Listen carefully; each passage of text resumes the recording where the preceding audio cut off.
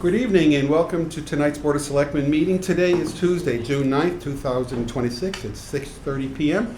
We are meeting in the Robert M. Thornton Conference Room at Norwood Town Hall, 566 Washington Street in Norwood. And we're also being broadcast live and for a later broadcast by Norwood Community Media.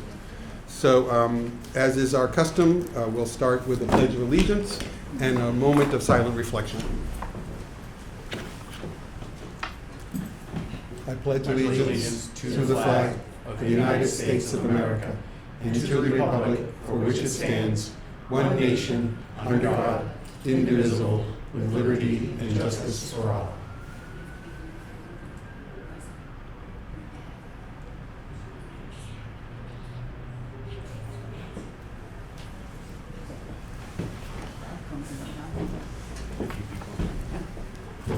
So this evening we have relatively moderate agenda item. We have a couple of public hearings, a number of appointments, and some new business and consent agenda items to review.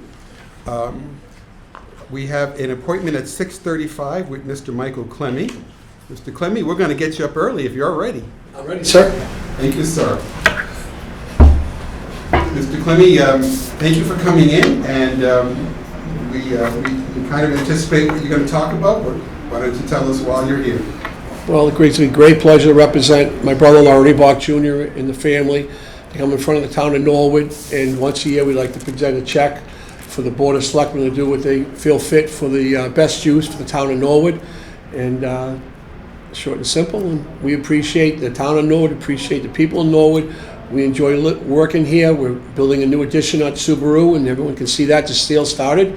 And we're very excited to continue our success in the town of Norwood and our partnership. Thank you very much. Thank you. And on behalf of the Board of Selectmen, they're welcome for comments, but the funds that, the Bach Fund that is provided to us serves a great number of purposes here in Norwood, supporting a number of school, youth, and other activities in Norwood. So really appreciate the annual contribution from the Bach Fund. Thank you so much. You're welcome. And members of the board, anyone have any other comments? Mr. Sad. Michael, thank you and Ernie and the entire family for all your support and love for the town of Norwood. So best of health and keep up the good work, and we'll talk to you soon. Thank you. Thank you. That's it, Mr. Chairman. Thank you, Mr. Sad. Anyone else? Gratitude from my end as well. It's always a pleasure, and I know it means a lot to the residents as well. But my understanding is it's in the spirit of getting to do the things we might otherwise not do because we just couldn't make all the puzzle pieces fit. And this kind of relieves a little bit of that pressure, you know, because I think it's important for people to have joy. So I love it. Absolutely. Thank you so much. You're welcome. Thank you, Michael. Cheryl, I'm sorry. No, Ms. we're Dara? fine. I'll ditto all of that. How's that? Thank you so much. Thank you. Appreciate it. Thank you. Have a great night. You also. Safe one. Thank Talk soon. Thank you. So with this contribution, we'll work with Ms. Woodward eventually. I think later this summer we'll start putting the application process in for those organizations who want to apply for a grant through the Bach Fund, and then those applications will return here to the Board of Selectmen for review and approval. Thank you, Ms. Woodward. Thank you. All right, moving on the agenda now. Thank you, sir. First item of agenda is warrant signature update. What is the pleasure of the board? Motion to approve. Second. I'm on the end, nobody's going to see That's me. okay. I'll leave it back. Okay, we have, it's been moved and seconded. All those in favor, please say aye. Aye. All opposed? 5-0, 4-0. And also, item number 2, meeting minutes for approval for the board meeting minutes from April 28th, 2026. Motion to approve? Second. Motioned and seconded. All in favor, please say aye. Aye. All opposed? 4-0. Let's move into our other appointments. We have a 6:40 p.m. public hearing. At this point in time, This was a public hearing for all alcohol on-premises license. This has been withdrawn at this point in time. With the withdrawal of the application, there is no public hearing necessary or anything for our further consideration. Given the withdrawal, I will entertain a motion to take no action on this item. Motion to take no action. Second. Moved and seconded. All in favor, please say aye. Aye. All opposed? 4-0. Very well. We have a few minutes before we have our second public hearing, which is at 6:55. So I'll ask the board if they will be, if we could just go to our new business items and perhaps get through a few of those. Do you want to knock out consent? We can knock out consent. Consent agenda. So consent agenda, we have 5 items. I will list them, and then if any member wants to hold a consent item for specific discussion, let me know that you want to hold it. There are 5 items on the consent agenda. 5.1, a park permit use for the Bond Street tot lot. 5.21, it's a request for town common use from the Norwood Junior Women's Club Annual Kids Summer Concert Series. 5.2.2, a request for the use of the town common by the First Congregational Church. 5.2.3, a request from Florentino Vaco for a wedding ceremony on the common. 5.3, a couple of requests for the use of the Disabled Veterans Park. 5.31 is from Emmanuel Lutheran Church. 5.32 is for Trinity Community Church. 5.4 is a one-day liquor permit. That's 5.4.1. This is a one-day liquor permit at the request of the Norwood Portuguese Club. And 5.5 is our cemetery deeds. Is there a specific request to hold any of those items? Motion to approve. Mr. Sad motions to approve. Second. Ms. Gross seconds. All in favor of the consent agenda item as presented, please say aye. Aye. All opposed? Unanimous. Mr. Chairman, the 4th of July committee is here and ready if you'd like to move them up. Sure. I think that's great. I suspect the concert committee is here as well. Quite possible to grab the 4th of July committee. Here we go. 4th of July committee's up first. Party. I didn't want the water to spill on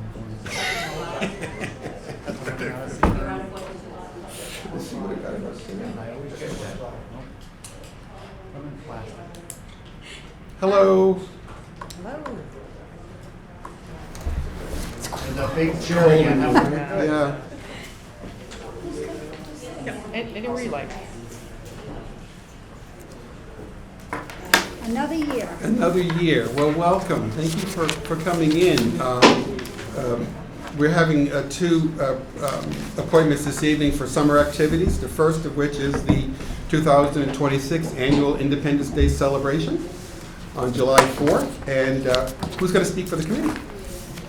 Maria. Hi. Hi, how are you? Good, thanks. I'm Maria Henry. You know the routine. I know the routine, so I'm going to introduce everyone. We have Kevin Broderick, Mike Rosen, Doug Jassett, Mary Cantero, Linda Strano's on our committee. She's a new member. She can't be here tonight. Phil McLaughlin, he's taken Lou Harris's spot. He's going to work with Kevin on getting it all organized up at the parade. Martha Colamaria is always part of our committee. Antoinette is working with Mike on, they do the road race. And that's it, and myself. So this year, it's the 250th celebration, so our theme is Norwood Celebrates America's 250th Anniversary. And our t-shirts are really neat. I don't know if you can see them. I wanted to get one ready, but it says Norwood Celebrates America's 250, and it's got Aaron Guild in the middle.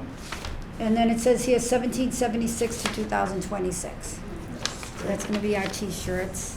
The schedule for the day is, as always, it starts with a children's bicycle doll carriage parade at 1 o'clock, which leaves the church, First Congregational Church, comes to the center of town, and the kids march around and they're judged by their age groups in different categories, whether they're a historical character or whether they have a vehicle, and that's a blast.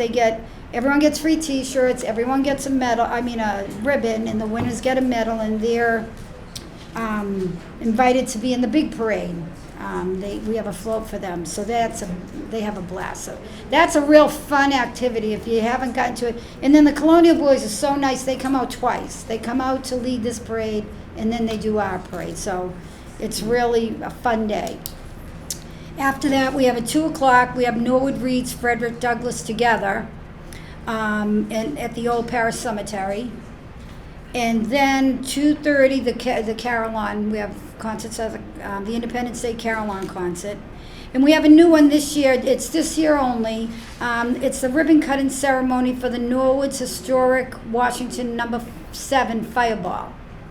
And it's the firefighters will be there with the Community Preservation Committee, and they're going to dedicate, and that's going to be right outside on Washington Street, right after the Guild, right across from the church on the Stand side. is already there for, Yeah. yeah. And 5 o'clock's our Norwood Firecracker 5K road race, which is off to, the Antoinette's doing a phenomenal job with that. It's where we're all set to go. The people have been registering. And just as a side note on that, Gemma, the new restaurant, is donated all the gifts for the prizes for the winners. So they're all going to get gift cards to Gemma's. So that was very nice of them to do that. 5:30 is the fire truck procession, followed by our parade. So the parade this year, it's a little bit bigger. We have a few more bands just because it's the 250th. So I'm excited. We have some really good bands coming. We have out-of-towners. We have a downbeat percussion band coming from New York. We have the Greater Kensington String Band, Mummer Band. We have two Mummer bands coming, McGann Marching Band, and then all our regulars, the Cyclone Murrays and whatnot. So it should be a fun parade. And I guess the only thing I want to do is thank everybody. I thank the town. The town is so generous to us. The price of everything is going up. It's crazy. People, it's just like we try to keep costs low, but anyone, if you want a quality band, the buses we're sharing a lot with Rhode Island, Bristol, Rhode Island, to get them here, and we're splitting some costs. But they said just the buses were $10,000 for them to come. So if the town wasn't so generous, and there's so many businesses and there's so many individuals, like we're getting checks from a lot of residents, we have a lot of businesses, and so I want to thank everybody. There's a lot of high-end donors, and then there's a lot of, all the 50s and 100s and everything add up. So just want to thank everybody. Our big donor is New Car. Every year they're very generous in home foods, home market foods. Those two are every year they're the first checks in. So, and we do get all the businesses. There's Dempsey and one local, and I don't want to leave anyone out. We're going to have a list. People will know who donated, but that's it. We wouldn't be able to do it without them. So Thank you very much. I think that's it. I think you covered most of it, yeah. Okay. Comments from the board? Being a past chairman of the Noel 4th of July Parade at $2,000 a year to run it, I want to congratulate you and the committee. And you know what? How many years you been doing this now? Me? Yeah. I think me and Mary have been doing it about 37, 38 years. I think I'm going to submit you for the Noel Peace Prize. Yeah, we started, our kids were like 6 and 7 when we started. I remember. Well, thank you, Paul. But it's fun, and it's what makes Norwood. Like some people say, that's a lot of money and everything, but I say that's why I tell everyone, you gotta live in Norwood. We have so much community, we have so much fun here, and this is, the town does things like this, and it makes a great place for families, so, yeah. 100% behind you. That's it, Mr. Chairman.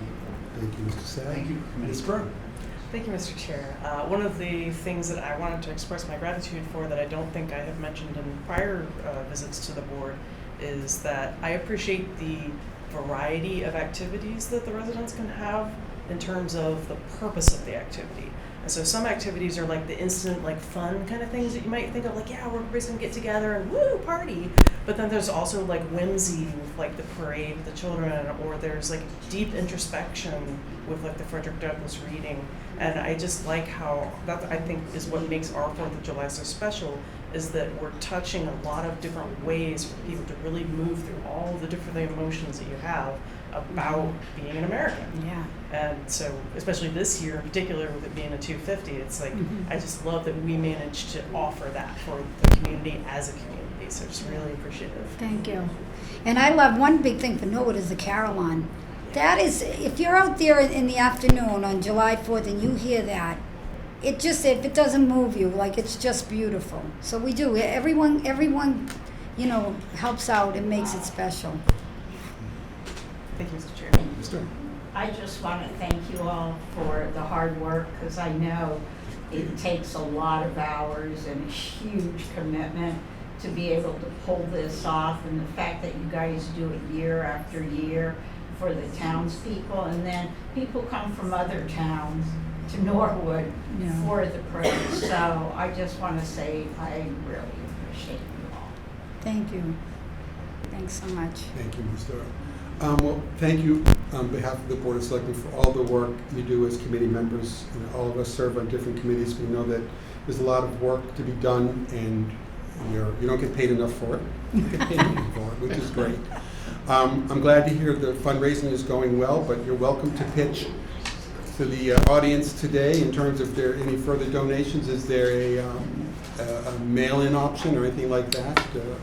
Yes, so if anyone who wants to donate, you send to the July 4th Parade Committee and send it to the town of Norwood, and it will get to Mike, and it will get to us.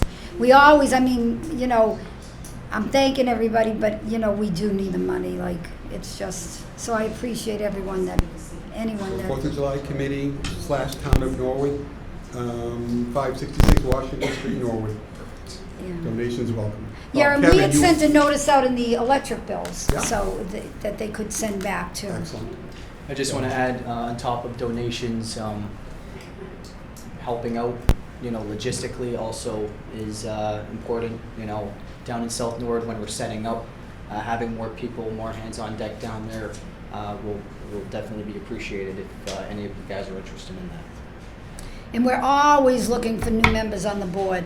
When we started, Mary and I started, there had to be at least 30 to 40 people on the board. And over the years, it's dwindled. And like this year, we got Doug and we got Linda. So we guys got new people coming in. But anyone who has any interest, give us a call if you want to come on the committee next year, because we're always looking for more help, more bright ideas. Especially for you, because, you know, your years, how many years, 13 more years, you get the 50 year. Yeah. So if you're not growing, you're dying, so start recruiting. So, it sounds like my granddaughter the other day. I said, well, you know, I figured 15 years I should like still be. She goes, 15 years, Grammy, you're gonna live to 100 at least. I said, no. We can count on it. Yeah. Kevin, do you have anything you want to add? Or? Well, I think we're good to go. All good? Yeah. Well, thank you again, 4th of July Committee. So Mary's does the dog carriage parade. Like, she sends out all the notices and gets that all going and everything. Excellent. So yeah. So that's another thing. Little kids, you know, you just show up at the First Congregational Church at 1:00, and you know you can sign up there and be in the parade. You don't have to pre-register. It's a full day of activity. I'm Yes. noticing particularly with the ribbon cutting for the Washington number 7. You're going to move from 1 p.m. to 2 p.m. to the Carillon concert at 2:30, right into the ribbon cutting at 4, and then, boy, before you know it, you get the race and the parade. Mm-hmm. Guys are going to be busy. Yeah. That's for sure. Thank you so much again. Thank you. Thanks. Thank you. You're welcome. Yeah. Mr. Chairman, would you like to take the concert committee? Sure. Got 6 minutes. I have to go through the, I'm just wondering, in deference to the concert committee, do we want to just go through a few more items? Sure, go ahead. And Take just them right after the 6:55. take them Yeah, after right the, now. we're gonna, concert committee, we got a 6:55 public hearing. I don't want to cut you short. So we're going to do the public hearing and then at 6:55, and shortly after that, we'll bring you in. I'm sorry. Mr. Hearn.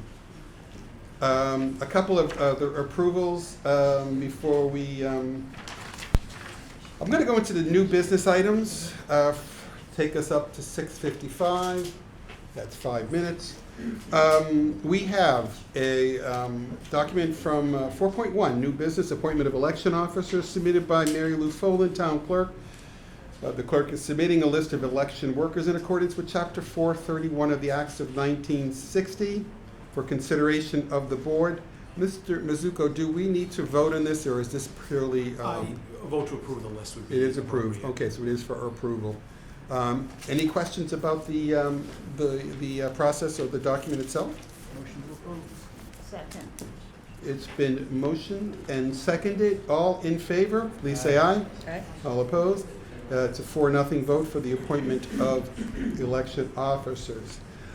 Second request is a municipal parking sticker request from Mr. Shalmo for the approval of the board. Mr. Mizuko, do you want to speak to this? Sure, thank you, Mr. Chairman. As the board knows, when we set up the downtown parking, overnight parking sticker process, we dictated that businesses would come to the board, the staff would approve any residential parking permits. We did that because we did want to allow for the case where either A, somebody did live in the vicinity and had a work-related vehicle, or one of the smaller businesses in the downtown area had a vehicle that they would need to park somewhere, and obviously they don't have parking. This is a case of this. It is actually the Heritage Baptist Church wants to be able to park their van, so we feel it's an appropriate use of that commercial sticker price. They would pay the regular price and be allowed to park it in the Talbot lot overnight. Any questions? Heritage Baptist Church is at 615 Washington Street, so the lot is just behind their building. Correct. Okay. Any questions regarding the parking lot permit request? If none, I'll entertain a motion to approve. Motion to approve. Seconded by Second. Ms. Doyle. Motioned and seconded. All in favor, please say aye. Okay. All opposed, 4-0 for the approval of the parking permit. We also have 4.3, Katie Bollier. Bollier? Current member of the Council on Disability, and she has indicated that she would like to be reappointed to the Commission on Disability. This is your appointment, Mr. Mizuko, but Correct. you're looking for Ratified by our the board. ratification. Yes, sir. The pleasure of the board. Motion to approve. Second. All in favor? Aye. All opposed? That is unanimous. We have 3 minutes to our hearing, and we might as well see if we can get through 4.4 at least. 4.4, this is curbside bulk pickup. Submitted by Mark Ryan, Director of Public Works, submitting a memo regarding an increase in curbside pickup fee due to the waste management contract beginning July 1st, 2026. Mr. Mizuko, Mr. Ryan has submitted a memo to us. Would you like to recap it for us? Yes, sir. Thank you, Mr. Chairman. Our cost for curbside pickup is going up to $43 per item starting July 1st. We would like to set the fee at $45 per item. There's a little bit in there to cover the overhead. We think we'd be able to also move towards allowing you to pay for a curbside bulk sticker with a credit card, because that could absorb the fee, which would be helpful to a lot of residents. So we're just trying to match that fee, otherwise it ends up being a net loss. And we do get charged $43 currently by Waste Management? Correct. Okay. And the recommendation is for $45, with the $2 representing sort of administrative fee, if you Yeah. will. Any questions regarding the curbside bulk pickup change in fees? Just one question, is we're going from 25 to 45? Yeah, that's in the contract with Waste Management for the bulk pickup. Alright. And again, that 43 is what they charge us. Yeah.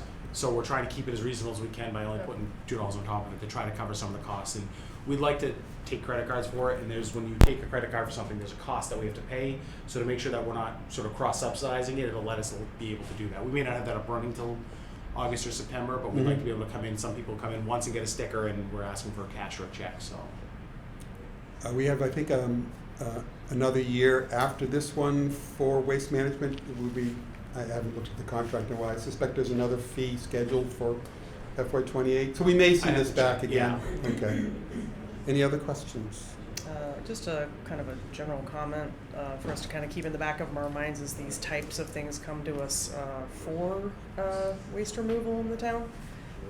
We're not the only community that's experiencing rising costs in waste removal. So one of the things we probably should, in the back of our minds, be thinking through is continued methodologies and strategies to make sure residents know how to reduce the footprint of what they're throwing away. Like no waste, no cost. So whatever we can do to knock that down, we all kind of have to do our part on that. So other than that, no further comments. Could I have a motion to approve the rate, new board? So moved. And seconded? Ms. Doyle? You second? Yeah, sure. Very good. All in favor, please say aye. Aye.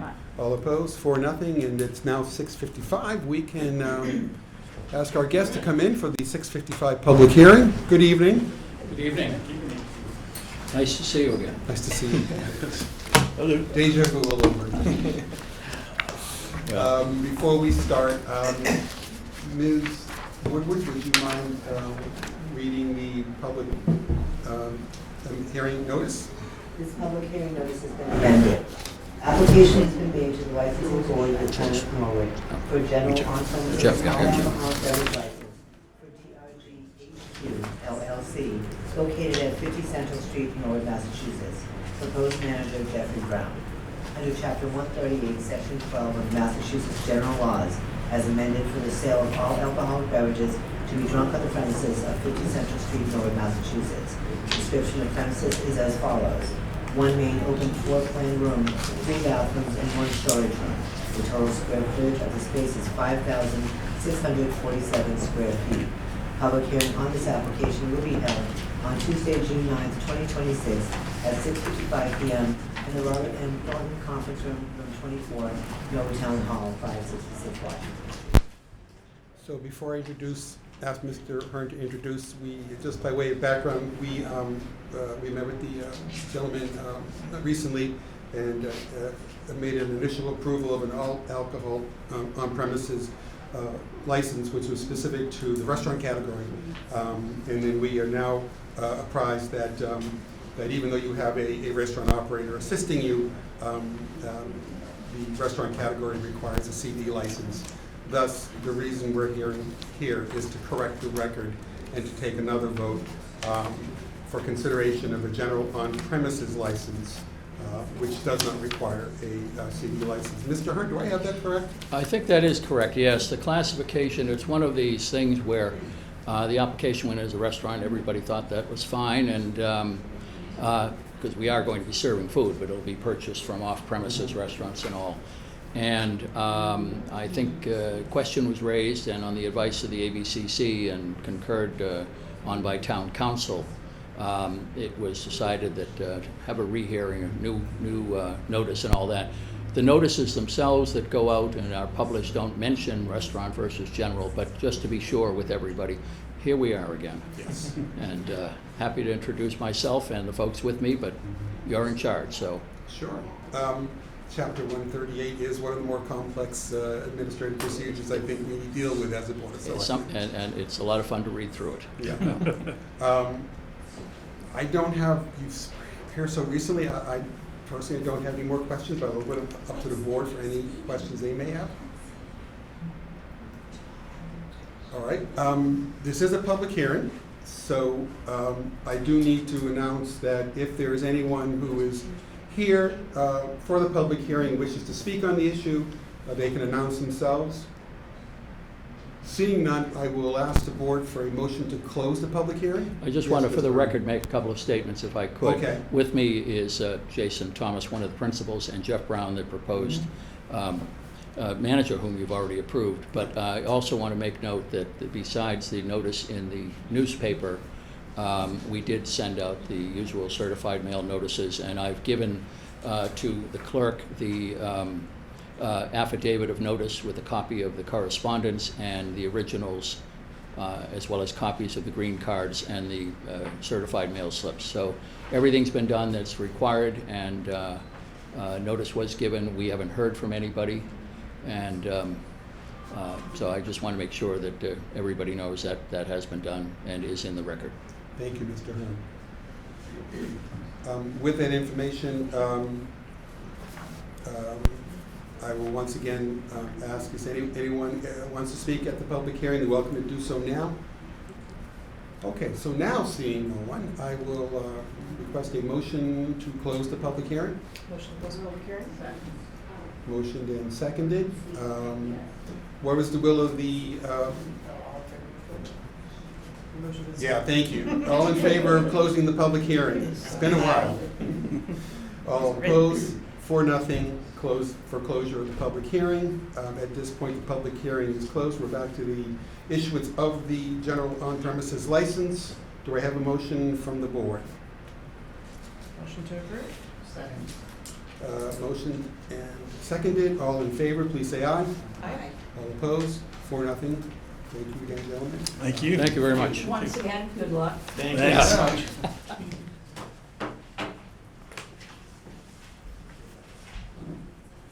Thank you very much. Take care. Thank you. Have a good evening. Thank you, David. All right, take care.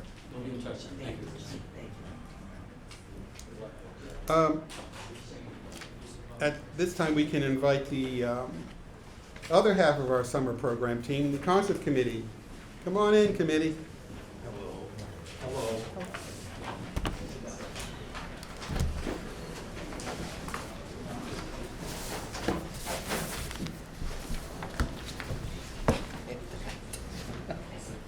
Nice of you to drop in late.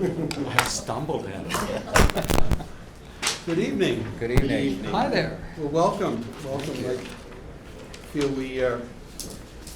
June meetings are all seem to be always pairing up with the 4th of July committee with the concert committee. Thank you for coming in. May I ask, Dave, are you going to officially introduce the committee? I think Speak I've been first. appointed to be the speaker this evening, so thank you, Mr. Selectman Donnelly. I'm David Tuttle from the Norwood Concerts Committee, and we're here tonight to announce our 2026 series of concerts that we have, which are the Sunday Concerts on the Common, the Wednesday Summerfest, and the Monday Carillon Concerts. Here with me this evening from our committee is Paul Easy, Lee Leach, Jean Vator, Pat Schick, Kevin Broderick, Mike Rosen, Tony Mazuka, and Bob Donnelly is our chairman as well on our committee. So, also members of the committee who are not here is Olga Abdallah, Dorothy Prevor, Joe Della Carpini, and Kelly Farwell. Lisa O'Leary are also members of our committee. But this year we have a jam-packed summer for you all through July and August. There's 26 music events when I count them all up, and they'll play everything from pop, rock, jazz, steel drums, Broadway and movie themes, and lots of carillon bells. So you'll hear lots of those as well. And speaking of the Carillon concert, that actually kicks off our series on July 4th at a special time of 2:30. The other concerts on Sunday, Mondays, and Wednesdays are all at 6:30. Of course, you know, the concerts would not be possible without the support of many businesses and individuals in the community who step up year after year generously to help us out. I'd just like to take a minute and read through the ones who have helped us out again this year. In our friends category, we have the Norwood Rotary Club, Napper Tandies, David Hearn, Selectman Bob Donnelly, the Cove by Dune, Norwood Democratic Town Committee, Norwood Engineering, Norwood Republican Town Committee, the Norwood Police Association, Norwood Post 2452 VFW, Roach Brothers Supermarkets, and Jean Vator. In our bronze category, we have Castle Island Brewing, Certainty, Dempsey Insured, Galooly Funeral Home, Craw-Karnak Funeral Home, Norwood Space Center, Rockland Trust, the Skating Club of Boston, and Yankee Spirits. And in our silver batons, we have the Norwood Women's Community Committee and one local bank. The gold batons is One Bistro, Bank of Canton, Dedham Savings, CMI David Spiegel, Diane Shelby and Rojo Company, King McNamara Moriarty CPAs, Murphy Hesse Toomey and Lahane LLP, Norwood Firefighters Local 1631, Norwood Record, and the Norwood Women's Club. So those are all our financial sponsors. With the addition, I want to mention 3 others who've stepped up very generously, giving us $2,000 or more to sponsor, in particular, 3 performances. The Bank of Canton is sponsoring the Dan Gable and his orchestra on August 23rd. One Bistro is sponsoring the Legacy of Paul Alberta and his jazz orchestra on August 30th. And Dedham Savings Bank is sponsoring Norwood's own and a crowd favorite on Wednesday, July 8th, a Roundhouse band.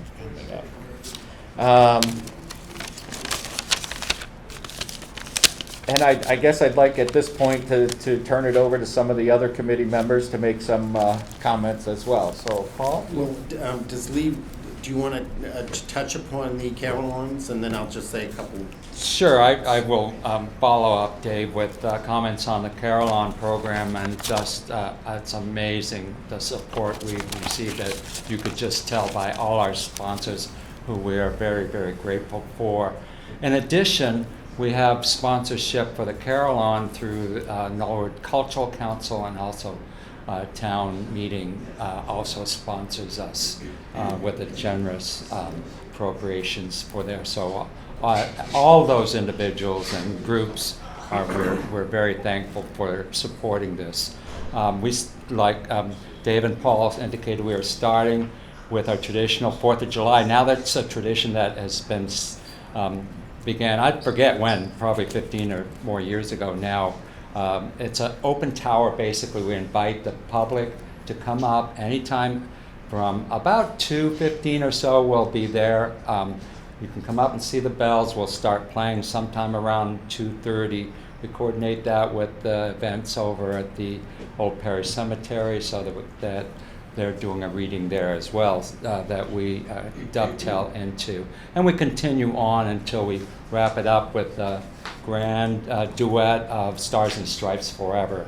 But as long as anybody wants to come out and see the Carillon bells on 4th of July, we'll be there to have people come up and see them. We continue then on Monday nights, like with our regular programming at 6:30. We'll be starting off with a couple of local carillonneurs who have played here in the past. And then on the 20th of July is our first invited guests from outside of Massachusetts. Actually, Andrea McCready is the Dominioner carillonneur from Ottawa. So she is our international featured artist on the 20th. And we follow that with Anton Fleissner on the 27th. It was playing now at Princeton. Joey Brink is a very, very fine player who's at the University of Denver. And Joey's played here off and on since he was a student at Yale University. So we're very excited to have him back again. Continuing on, that's on the 3rd of August. Continuing on August 10th, is Jonathan Lehrer out of Missouri State University. Any of those MSU grads come out on the 10th. And then we finished the last 2 with a couple other local favorites that we enjoy hosting through the 25th of August. So again, come out or listen from your front porch if you're close enough to Town Hall. No, basically, I really want to just say that as I was driving here today, I said, how many years have we actually been doing this? And, you know, I thought about John Carroll and I thought about Bernie Cooper. I said, more than 30 years ago, there was no bandstand in the Norwood Common. There was no music on a Sunday night. It's just a group of people that just got together, and it just had, you know, it happened. I remember, Michael, you came with your tools, and with Civatoni and the rest of them, and built that bandstand. And it's people like, we lost a lot of them, but people like Ollie Abdella on the Sunday concert, she was a founding member, you know, in David Tuttle, myself. I just feel like, I'm not going to really go into the program because it's all here and everybody's going to see it in the record. But when you go to these concerts, whether it's the Summerfest and the concerts on the Common, on the Monday Carol on concerts, think of John Carroll and Bernie Cooper, because what you're really doing is continuing their legacy. Because it was really, they were at the top of the helm then. Now we have a new town manager and a new assistant town manager that fit right in and took right over and have done wonderful things. But really, honestly, think of them because it's their legacy that continues. Thank you. I know Paul mentioned 30 years with the Sunday concerts, but Bob, I think Summerfest is 40-something years? 1980 would have been the first Summerfest show, and I started volunteering like 1982. Wow. I was like in first grade.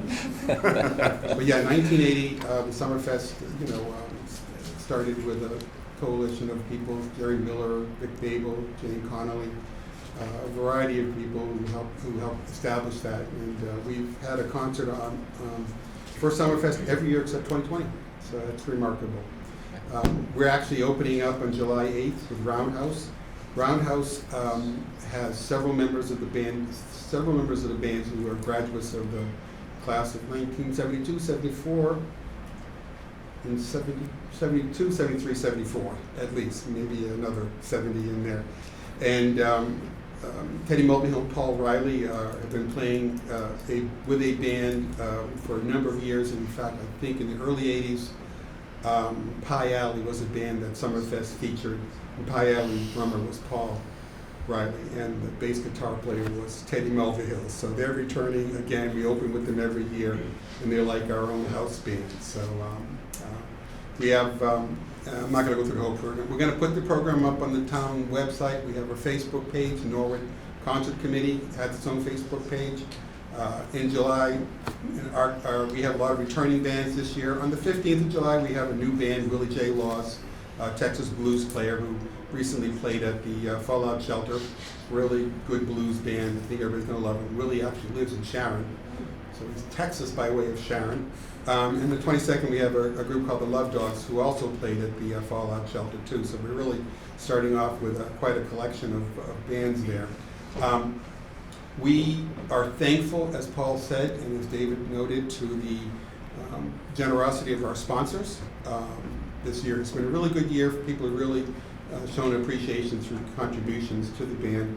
So we're very thankful for that. And we're also thankful for the citizens of Norwood who continue to support the 4th of July Committee and the Norwood Concert Committee with a donation, with a budget item from town meeting, from the town budget, which is very helpful. Without that contribution, we would be seeing a really scaled down program of concerts here. So finally, I would just want to thank all the community members. You're all great to work with, and we should be complimented for the concert, like the 4th of July Committee. We don't pay you enough.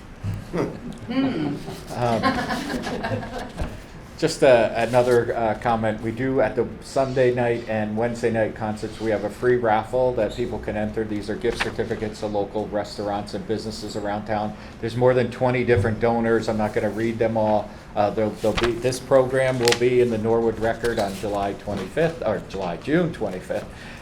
So be sure to pick that up, and you can put this up on your refrigerator so you don't forget any of the dates. And since Lee and Bob mentioned new groups, on the Sunday night we do have a new to our series band, JVTS Big Band, which is actually mostly Norwood High School alumni and students who are put that group together. So we're looking forward to having them. I've seen them play at the farmers market now and then. So I think that's pretty much everything we have to say, unless somebody else from the committee has anything they'd like to say. So other than that, we'd like to invite you and all of Norwood to come on down on Sunday, Monday, and Wednesday at 6:30 for 2026 Concerts on the Common series. I want to thank also Norwood Community Media for their broadcast. They're every week broadcasting the shows and putting them on here. Norwood Community Media. And I was just speaking to Kiki this evening, who was so gracious last year to allow me a little NCM promo of each and every band, and we'll arrange for that as well. So you'll be seeing a lot of promotions on NCM as well. This is the brochure. We'll see you in the Norwood record soon, and great program. We've been talking a great deal on our own here, so I'm going to open up any comments from the board. No, I just want to say I appreciate all you guys, all the time and effort. And I know from the past, there's always a good crowd out there every year with the lawn chairs and the kids and everything. So I think it really speaks for our community. Thank you. Thank you. And then for my part, I'm just equally grateful and really excited. I had a friend that moved back to the community recently, and I immediately my first thought when they moved back was, oh good, they can come to the summer concert with me again. And so Great. they just mean a lot, and it's just very wholesome, and I, people often talk about, what is Norwood known for, right? We have we have the Auto Mile, or we, have Moderna, or we have music. Like Norwood is like such a powerful center for music, in my opinion. And so the concerts are like sort of the manifestation and embodiment of that. And a lot of the performers comment to us that the commitment this town has to the music program is amazing, that they don't see this in every other community where they get to play. So we appreciate all the support, so thank you. Thank you. I want to echo Paul's comments for Bernie Cooper and John Carroll, because I know both of them, from the JCs in the town, but also, Paul, you with your leadership for 30-something years as chairman of this group. Thank you, Michael. So you put a lot of time and effort into spearheading this thing to the position it is today for this whole group.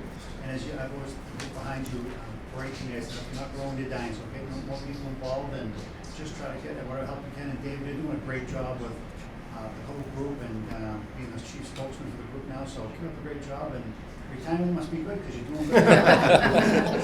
It's highly recommended. Thank you. Thanks, David. Thank you. Just one note, Mr. Tuttle, Dave just mentioned about Norwood and its commitment to music. I mean, many towns in the areas have concert programs. Many do, and they're all great. No one has 26. No one running the show 3 times a week, so it's another indication of what makes Norwood special in so many ways, particularly in the summer. So, thank you, committee members. Thank you. Look forward to Thank you. the program. Thank you for your hard work. We'll see you at St. Mark's. Yeah, can't wait. Music to my ears. Thanks, Thank Kevin. you. We can take the light department out. I would like to, 720, yep. I want to do 4.5 real quick. 4.5. Like, Well, Just, one way left. yeah, Circle again. it will be, yes. Hello. hello, how are you? Good, how's everyone? Good, thanks.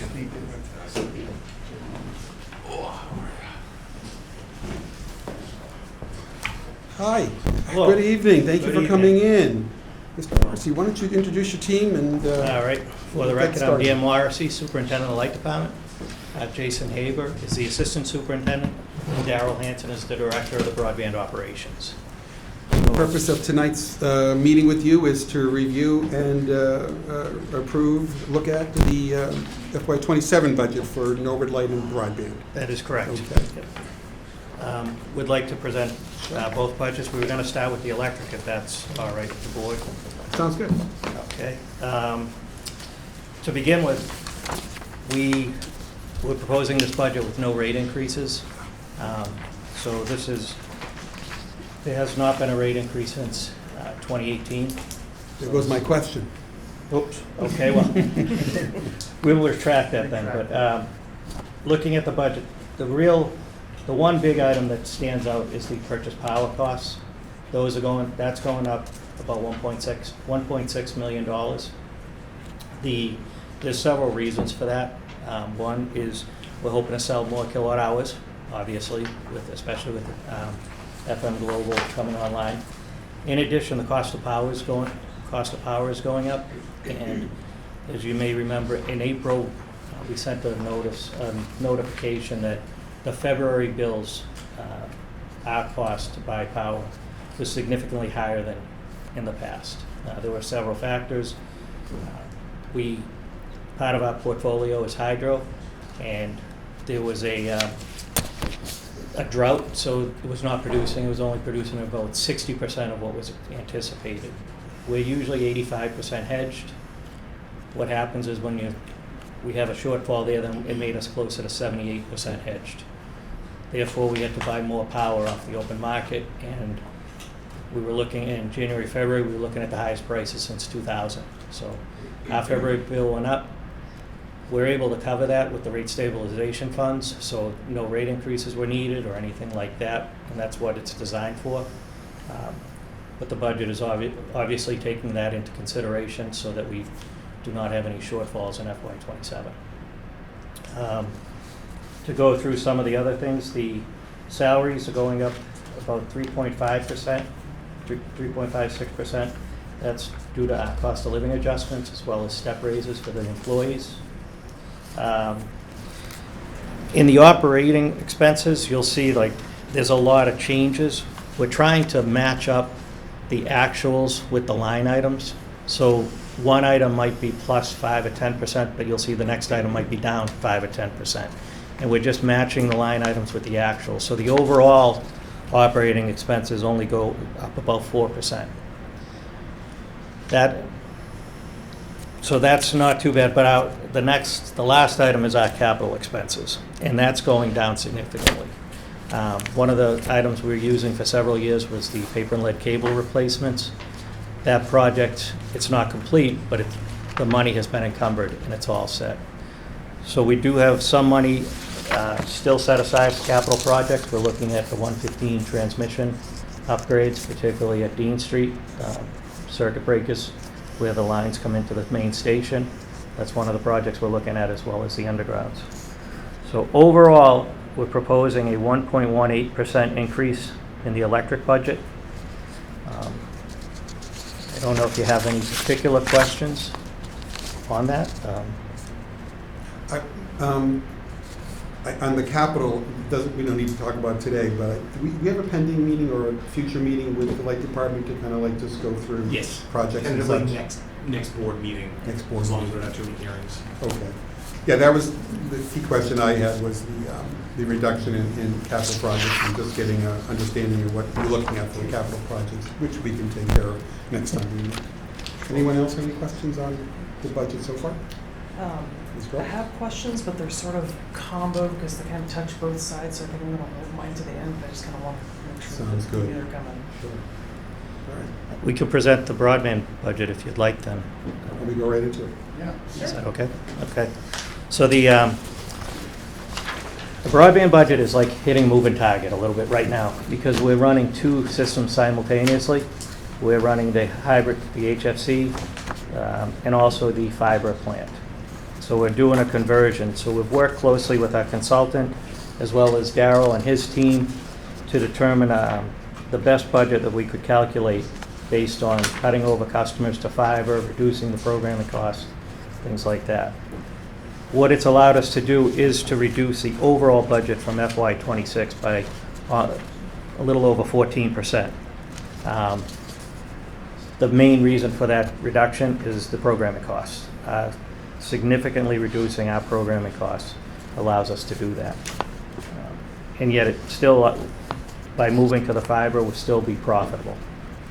Next year's budget, the FY28 budget, I think you'll find we'll be able to be much more realistic and accurate because we'll basically be looking at one plant at that time. It would also allow us to reduce some of the operating costs in terms of running the two systems. So I'll go through the budget real quick. The salaries go down a little bit. We're reducing one technician, broadband technician, full-time.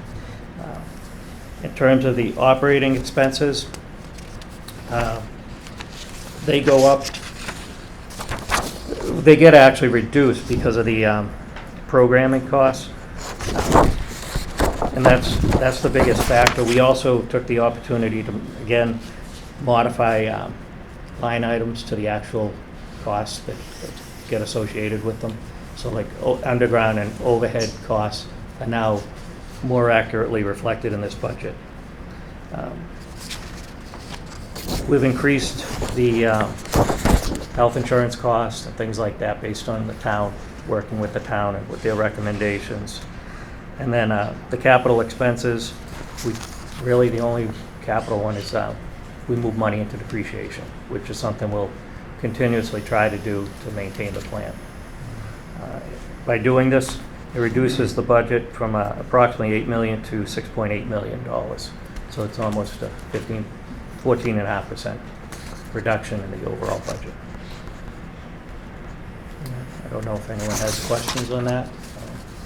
Just, anyone about this? So cable specific, the reduction due to the FTTP project, 3 million was the budget for last year, and we're going forward this year with 1.8. This is reflective of just cutting the cord and moving on to streaming, right? Yes, sir. Yep. All right. I did have one question on that topic, which was, I was doing a lot of thinking about the concept of, remember how we had the rate plan that was like a green opt-in rate plan on the electric side to say if you support the town buying, cleaner energy, you opt in to pay a slightly higher amount to move in that direction rather than just hitting everybody with it.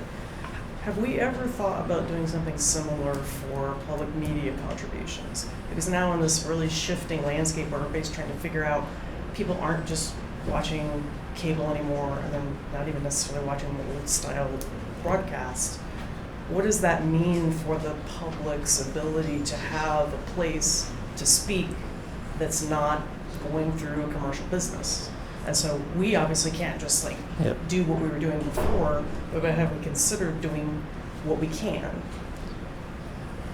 We've had some preliminary discussions about some things, but that's never been brought up in terms of any type of plan or anything that anyone's looking at. We really haven't been given any information from about local programming or anything like that. We did meet. It was more to tell them what our plans were, but we really were not given any information on the return side. I think we were told that they're looking at a lot of different options and they're aware of what's the trend and how things are going, and they are looking at that. That's all we know from them. And that was my thought, was I kind of don't want to yield the digital public forum fully to commercial.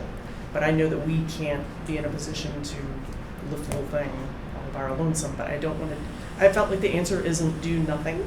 And I don't expect y'all to have like a specific plan in front of me tonight. I more just wanted to plant the seed to let it kind of percolate and be thinking about what are some interesting approaches we could think about. I think it's tough to have a build item for something like that since we don't offer a way to really view it with our new fiber to the premises, but maybe we could do something in the billers to promote a fundraiser or something like that. Take a GoFundMe or just something for consideration, and anybody that has any neat ideas, I wanted to kind of put that out in the universe and see what people think.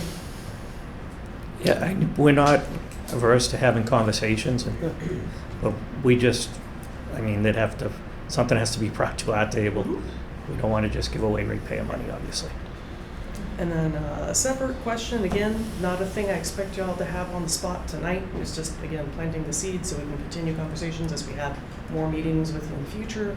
All of us are watching the swiftly shifting sands of technology and the energy markets and all of the public opinion around things like data centers. And what I'm wondering is, we're in a unique position in our town that we have our own broadband, our public broadband. Not every town has that. And are we worried at all about our operations getting sort of accidentally swept up in the public sentiment around data centers? And if so, do we feel like we need to take any extra action? For example, like having somebody from the board interacting with our delegations at the State House or at the federal level to be like, whoa, whoa, whoa, whoa, we're just the public internet. We're not out here doing all the things that are making people upset, right? Because it's, for the average layperson, they don't understand like what is a data center. Right? We would only be leasing dock fiber, things Right. like that. We wouldn't be, anything they're putting over the fiber, that would have nothing to do with us. That's certainly something we could sit down and talk with Tony about and see what he wants to do and what other town departments want to do. We'd be happy to sit at the table and work with them on that, obviously. I think a lot of the negativity around data centers is the amount of power they consume. And the good part about our FTTP project is by getting off the cable television, our energy usage is actually going to go down a lot.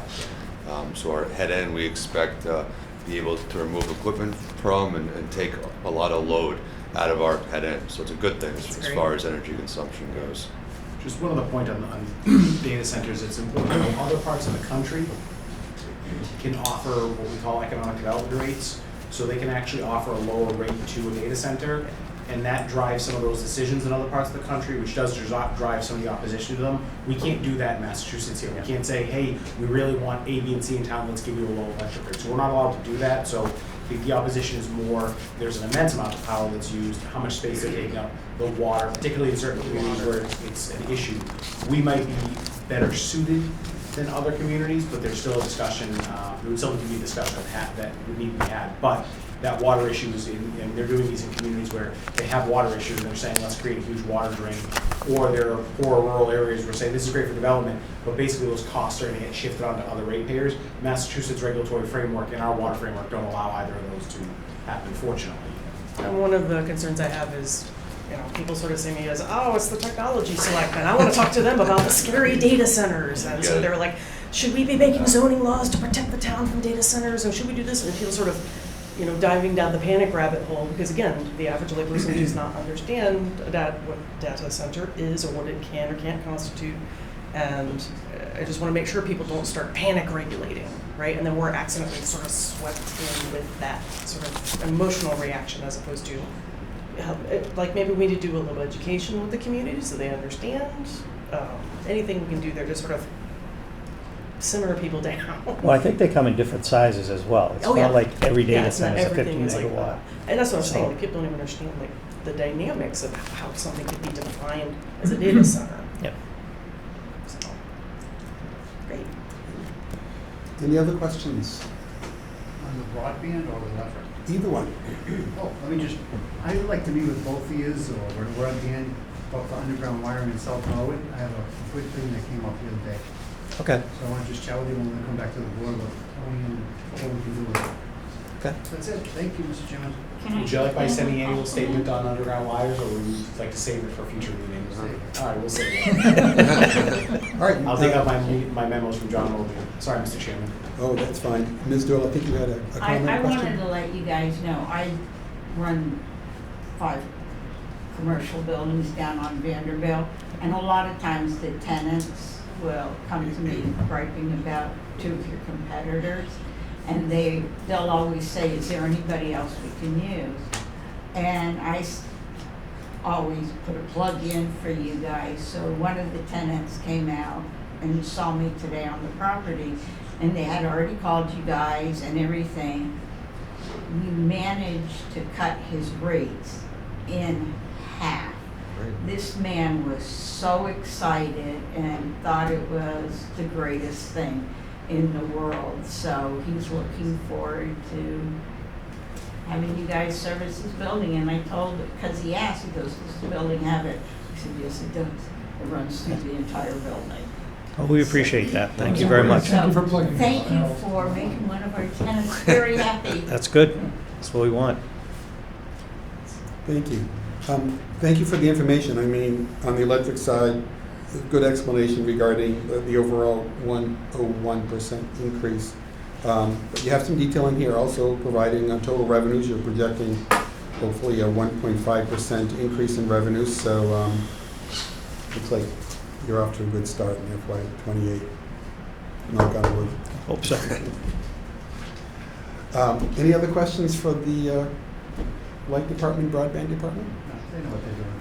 Okay, so the The question before, it's a budget for FY '28. This is the last budget we are reviewing, so 27, thank you, 27. Don't be wishing your life away. With that, I'll entertain a motion to approve the FY '27 budget for Norwood Light and Broadband budget. Motion to approve. Yeah.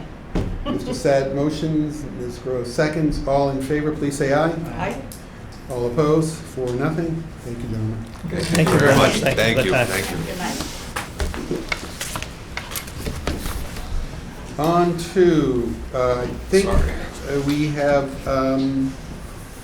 we actually have the chiefs coming in. They're about 5 minutes late. We're 5 minutes late meeting with them, but if the chiefs are available. They are, we'll grab them for you. Yeah, you guys are on. We're on.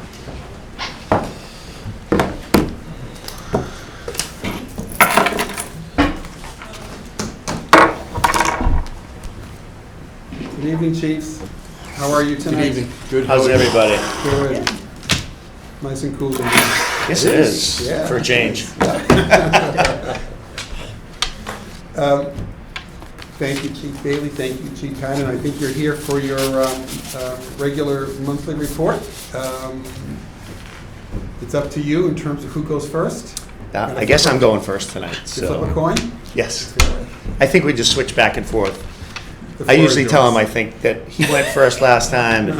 We can never remember, but, so anyways, Chris Padden, Chief of Police, and I just gonna run through, we had a lot going on in May, and I really wanna highlight some things. So, during the month of May, the police department continued its commitment to public safety through proactive enforcement, criminal investigations, extensive community engagement, and ongoing professional development. Patrol personnel responded to 3,116 calls for service, 561 citations were issued, 34 arrests, 48 criminal complaints, 74 crash responses, 116 incident reports were filed. We're currently on track at about 15,711 calls for service, so we're pretty much in the same pace that we've been the last couple of years. This time of year, the call volume picks up. Everybody's out, people are doing things, we get a lot more issues. We've had a lot of significant detective cases over the last month. There was a search warrant that was resulted in the charges of Class B and Class E controlled substances, so things like pills and cocaine. We concluded a multi-state scam investigation involving inmates out of the state of Georgia correctional facilities, resulting in criminal charges against 4 of them. They were calling from the correctional facilities, scamming residents at Norwood. We had a shooting last month at Windsor Gardens, not somebody shot, but shots fired, led to multiple arrests and charges, including firearm-related offenses and conspiracy charges. We had a break-in to the firearms dealer down on Access Road. You might have seen that. Our patrol units responded very quickly, got down there before the person could get far. They ended up ditching the firearms in the woods, and through good patrol work and good detective work, we ended up picking up a suspect out of Kentucky. I don't know how they all end up here in Norwood, but he was from Kentucky and he was here and decided to find a firearms store and break into it. We worked with the U.S. Marshals to recover a suspect in a child sexual assault from Florida. Maryland, not Florida. Detectives flew down and brought him back to Massachusetts to face justice. We arrested a level 3 sex offender who was working in Norwood and didn't register here. And we had some DEA task force operations that resulted in multiple search warrants and seizures in the area, and over 1,000 grams of fentanyl was seized and $10,000 in cash in the city of Boston as part of that DEA Task Force 5, which we're part of. We handled a sexual assault case on a 9-year-old victim, which was a very difficult case. And so it's been a busy month, last month, for the detectives, and they're currently out there, I believe, executing another search warrant that I won't discuss right now, but they're busy, and they're doing a great job. Patrol officers, once again, the patrol team on the midnight and 4 to 12 shift were both in at the time that firearms break-in took place. we were able to flood the zone with police officers and really flush that person out and get them to dump the firearms and pick them up at one of the hotels a short time after. We also recovered a lost senior out of the Ellis Nursing Home in the woods out back, where the woods between Bach and Ellis is. The gentleman was in his mid-70s and has some dementia issues. We called in Metro assets, we called in a friendly find dog, we had the drone up, and we were able to recover him fairly quickly. So a good turnout. That could have been, it was in the 60s during the day, but it drops down in the 40s, and for a 70-year-old, that could have been hypothermia and could have resulted in his death if we didn't find him. And it's also very wet back in that area. So that was a great find. We've had several car B&Es at night. This has been an ongoing problem in the greater Boston area. This particular crew was out of Pawtucket. They stole a car out of the Woodbine area the other night from Norwood, which we tracked back down into the Pawtucket area. I just want to remind the public out there that's listening, please lock your doors at night in your cars, and don't leave your keys in your cars. This is one of the problems that all of our stolen cars, all of our car break-ins are all open. People will just drive up, they'll pull off the highway, go into a neighborhood, check a few doors, and they steal whatever's open and unlocked. And sometimes if there's a car with keys in it, they'll take that too. Let's see. School resource officers, they've been extremely busy with emergency preparedness for local child care providers, basically talking about active shooter situations and violence situations, something we do on a regular basis. They participated in graduation planning and student support meetings for the end of the year and worked with the school candidate interviews for the administrators' positions, which is, it's a great honor for us to sit in on some of these screening interviews because our SROs work very closely with the schools. It's a great relationship, and we appreciate the trust that the schools give us. They also attended specialized multidisciplinary training with the FBI personnel, focused on threat assessment and target violence prevention, basically more school threats. So, we're training on that all the time. Officer Baguma received the Exceptional Service Award from the Mass Juvenile Police Officers Association, which is a significant statewide recognition. So that was a great kudos to Jeff. Training, we had 360 hours of training in the month of May, and to date, the department is currently at 7,492 hours of training in total. That's everything across the board. Leadership development, school resource officer training, Metro SWAT training, MPTC standardized training, which in itself that's required by the state is 2,600 hours. So our training group has been extremely active, and it's extremely important for us to keep up to speed on anything. Community engagement, the high school prom event on the Common, the prom itself, the post-prom party, we have officers at all those events. Memorial Day ceremonies, we have officers there, working traffic, marching in the parades, on and off duty. We've met with local college students at the end of the year that are interested in law enforcement, community outreach there.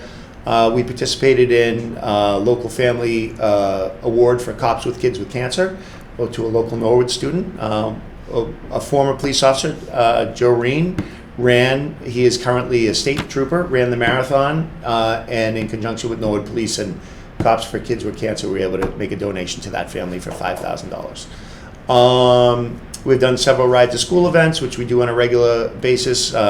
We participated in the Wings and Wheels at the airport, more community outreach. And so that's all good. We've really been active. I think you've seen us out there. If you follow our Facebook page, you see all the things that we're doing. And the final note, we're looking at probably going to have about $100,000 out of our overtime budget that will be unspent at the end of this year. So that's good news for the town. We're able to give some money back. We've had a very fortunate year without any injuries or long-term losses on police officers. That drains our budget very quickly. And this year, we, knock on wood, hopefully it'll remain that way, didn't have any long-term losses, so we'll be able to give some money back to the town. So we're very, very excited about that. And then finally, tomorrow in the community room, Chief Bailey and myself will be doing a Q&A regarding the override, the final one for people that may have missed some of the several other ones. It'll be in person if people want to come in, as well as there's a link online for people to Zoom in. And that's it for the police department. Thank you, Chief. You're welcome. Questions, comments from the board? Ms. Grow?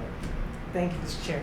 I just wanted to take a moment to add some extra compliments for the detectives that work fraud, because I find that they are tenacious and clever. They don't just take like the surface level, oh, this one incident, they like run it down and then try to look at like big picture, what's really going on here. The absolute complexity of the stuff happening down at the prison is just wild, you know, and we're sort of putting our heads together like, oh man, we see the ecosystem here.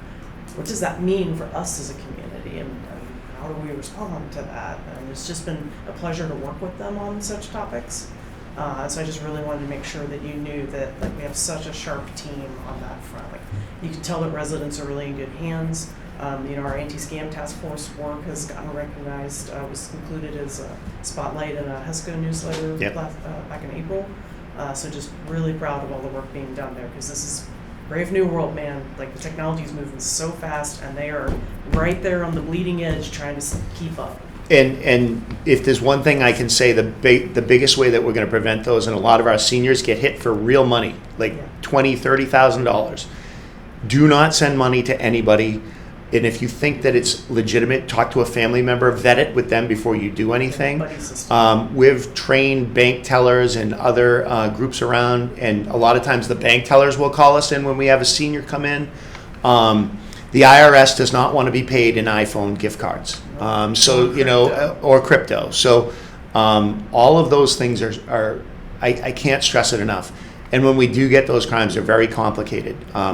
Georgia prison system has, similar to Massachusetts, they actually give them access to, in Massachusetts we have the same problem, where inmates actually have access to phones or tablets, and you know what could go wrong there. They're going to use them indiscriminately to commit crimes, and that's what happened in this Georgia case. Thank you. Thank you, Mr. Mr. Sad. Chief Patton, have a great safe 4th. We'll see you in the parade. You guys know what you're doing down there. You've got it under control, and the town's appreciative of it. We're appreciative of it, and just keep up a great job. Thank you. You know what you're doing. Thank you. Thank you. Ms. Darn? I wish you guys well on voting day, because I know you need help, because it's just, you guys' numbers just keep climbing, both sides, fire and police, and I know you guys must have burnout by now. So I wish both sides of the house well. Thank you. Thank you. I did think of question for the chair. Do you think it'd be appropriate to get an opinion from the chief about some of the news we've had from the State House around the proposals for alcohol hours? Probably not at this point in time, but we will. I think it just came out. We can talk a little later. Exactly. So we'll have It's pretty fresh, but we literally got a memo at 11 o'clock this Yeah, afternoon. you can write it to the chiefs. Yeah. yeah, then that's what we'll do. We're sort of like contemplating as we get stuff from the State House. Sometimes it's like, and how would that impact public safety? Right. So thank you. Thank you. Thank you, Chief Patton. Now, I want to compliment you on the dedication you and your officers have to the community. I think the fact that whatever the event is in town, downtown, in schools, there's a police presence there, and I think it shouldn't go without saying how important that is to develop community trust in the police force. And I think we live in a very fortunate town where our police force has been so visible and so well trained in community policing. I don't have a lot of interactions with police officers. I guess I should be proud of that. Thank you. But when I do here in Norwood, I am continuing to be impressed with the respect and the ease one can have speaking to a police officer here in Norwood. And someone who grew up here, that certainly wasn't the case when I was younger. And I think it's an indication of how much work it takes to get to that point. So thank you very much. You're having a community session tomorrow at the community room at the fire department, police department at 6:30. You indicated earlier in your report about some work that through the DEA task force and some work that Norwood detectives that are working with that task force has done. And hopefully at the meeting tomorrow, you can speak to that a little bit more, because that is, I think, as I recall from the presentation that you gave us way back when on your staffing needs, was really the detective workforce, and staffing is a really important component of the work the police department does here. And I think you have an opportunity tomorrow to reiterate that again as you have with us. So thank you very much. Yeah. No, I mean, the majority of our drug cases are not starting here in Norwood. Mm-hmm. They're you know, they're all over, and you know, multi-jurisdictional investigations are very important, and the manpower to conduct those and hit those at a higher level are definitely, you know, we can start some of them here by, you know, getting, you know, an arrest here and there, but that bigger team, you know, 1,000 grams of fentanyl is not a massive amount, but you know, when you couple that with a few kilos the last time I was here, and you know, you start to hit these types of things in the region, you know, you definitely are getting more impact from them. And you, because of the work on the task force, that means that there is a detective that isn't in town looking at Norwood, and I think that's a pretty big item that people consider when they do go to the polls on Monday next, that there's more work, detective work, that needs to be done, and this particular proposal going forward to the voters next Monday addresses that. Yes. Thank you. Ms. Doe, I'm sorry, you go right ahead. Yeah. Can I just ask you a quick question? Yes. Are you guys ready for like Saturday night? Because like I was in Boston yesterday, and I walked from like South Station all the way to Broad Street, and it's like every corner I turned around, there was a cop. Yeah. Which normally you don't see that presence of them, but they were all over the place.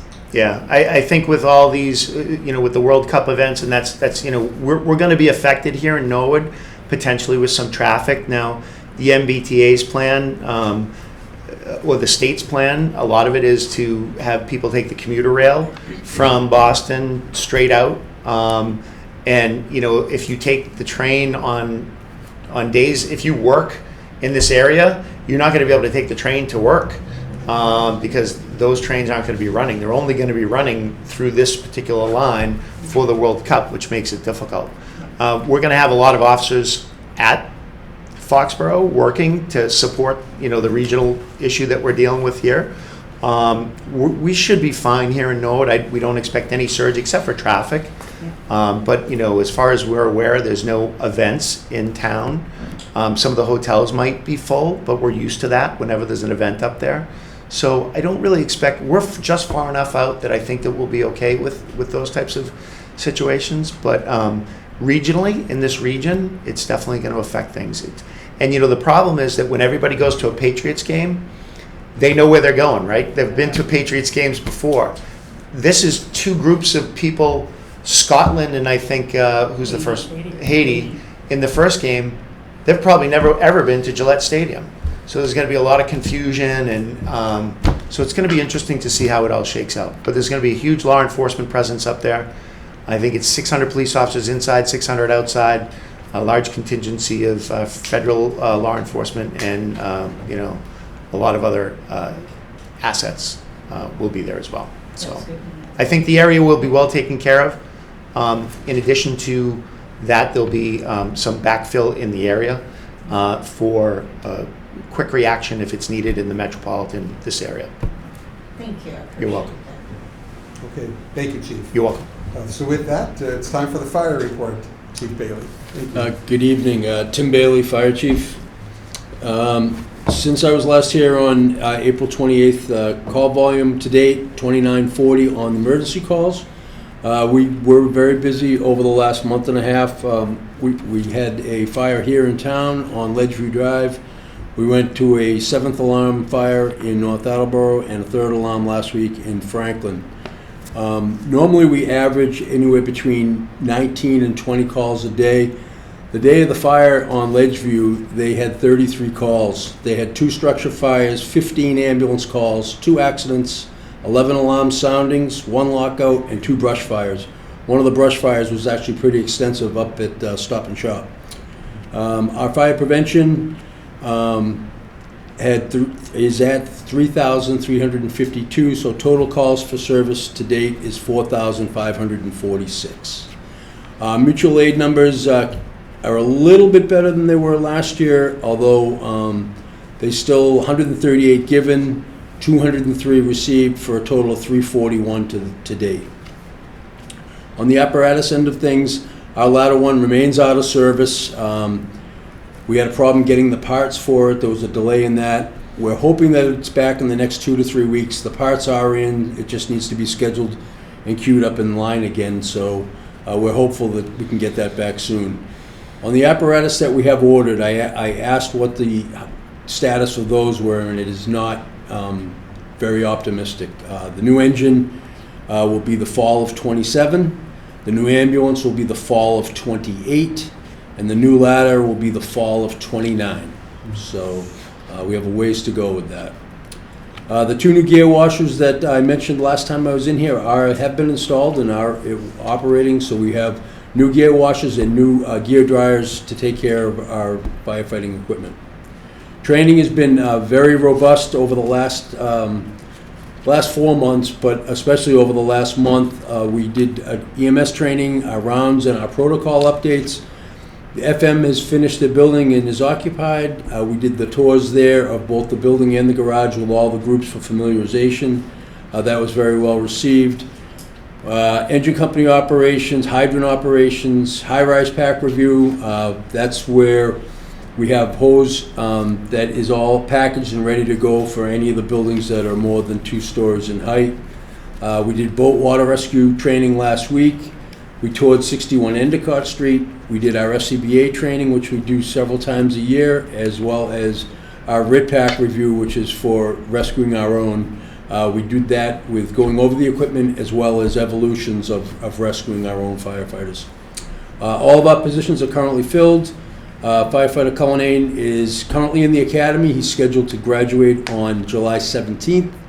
Firefighter Lianos was originally scheduled to go in October. Last week through Metro, I was able to get a spot in the Boston Fire Academy, which will be starting in July as opposed to in October, so we'll get him online much sooner.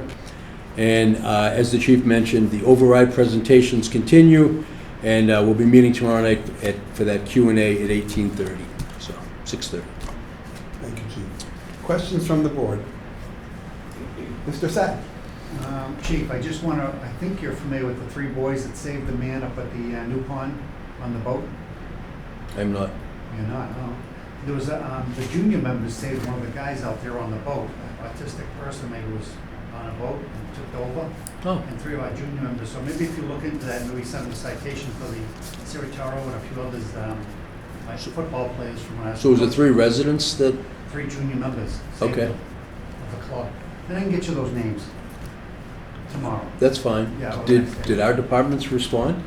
I don't think so. I think they just went out and saved them. Okay. So I was wondering if you just heard about it. I had not. No, okay. Thank you for letting me know. Yeah, that's One fine. less call to worry about. Yeah. Good kids, and they saved somebody's life. Also, if you could just send the whole staff at a meeting or a presentation, of opening a roll call or during thing for this petition, we need everybody in the, especially the public service safety area, pushing this petition, because whatever we can do to push Governor Healy and the leadership to grab this building down here, we need to do that. So if whoever hasn't signed, if they could just sign it, push it along. Our board, our town officials, I know it's really important. Tony and the board is doing a great job, and we're working every angle we can, but it's a very difficult situation. But we got to do the best we can, and we got to push the leadership and our rep and our state senator and our congressman to say, hey, we got to get this thing open. However we can do it, that'd be a big help. Absolutely. That's it for me, Mr. Chairman. Thank you, Mr. Sapp. Ms. Girl? Nothing for Fireside from me this time, other than just deep gratitude. Thank you. Oh, ditto. Thank you, Chief. I don't have anything either. I Thank wish you. both of you well tomorrow evening. I hope to be in attendance as well, but that's 6:30 in the community room. One of the last opportunities for public information regarding the upcoming override on Monday, June 15th. polls open at 7 in the morning, and they're open till 8. And if you can't attend the meeting, I know, Mr. Mizuko, there's lots of information on the website. There's tons of documentation regarding the numerous meetings through our board, the Finance Commission, town meeting, that will help people with any questions. So I encourage people also to explore the website here in Norwood at norwoodma.gov for that information. But it's important to remember that this board, the Finance Commission, town meeting with a pretty resounding vote, is supportive of the Proposition 2.5 question that's coming up on Monday. And again, if you have any questions, please take advantage of the community meeting that the chiefs are holding, as well as access the information that's available to all residents on the website for Norwood. So thank you, chiefs. Thank Have you. a good evening. Thank you. Have a good night. Thank you both.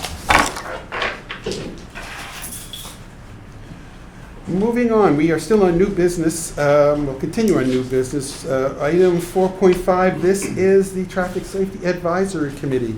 Mr. Mizuko, you have a memorandum, but you're welcome to summarize it for us. Yes, thank you, Mr. Chairman.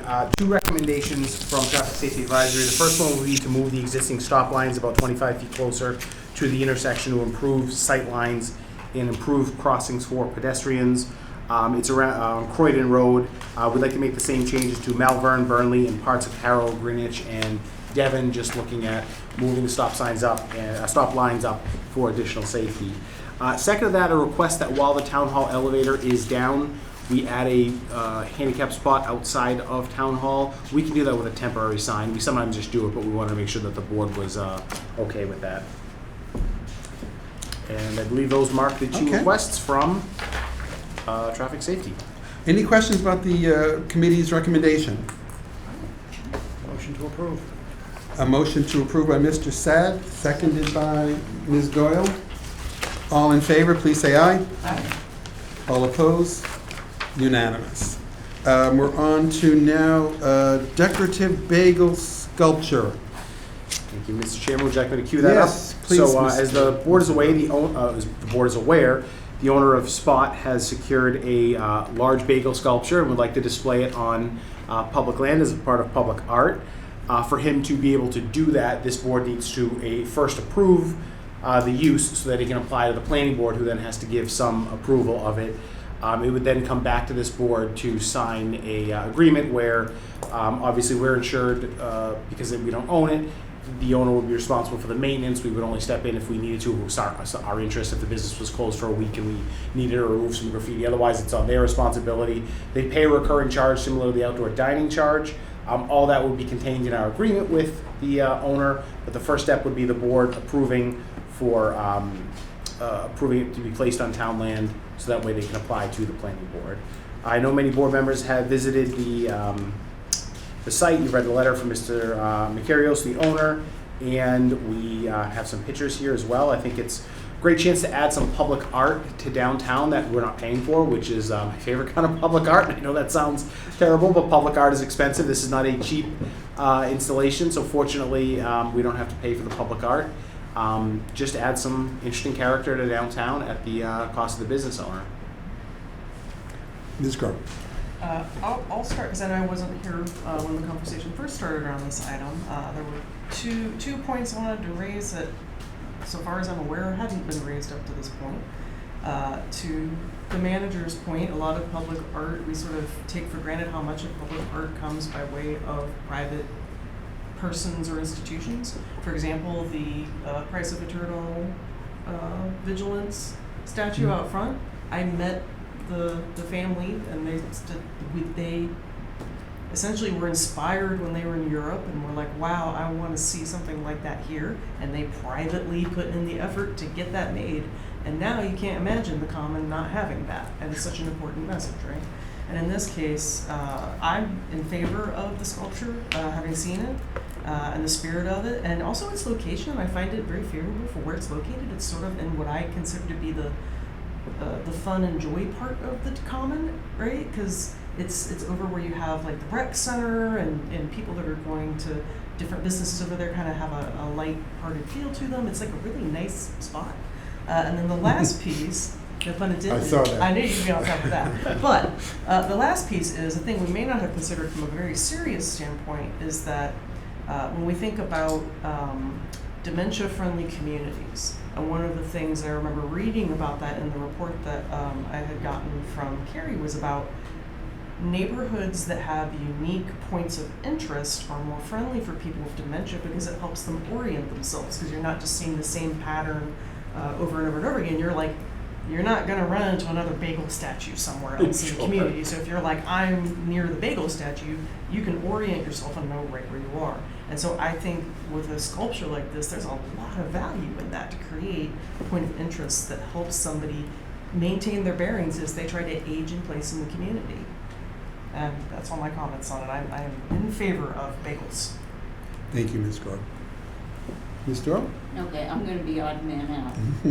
I'm gonna just be blunt. I'm not in favor of it because I have concerns that if we allow this, which is free advertising for them, and it's nothing against the business or the owner or anything else, but are we gonna end up with a big ice cream cone on the other corner?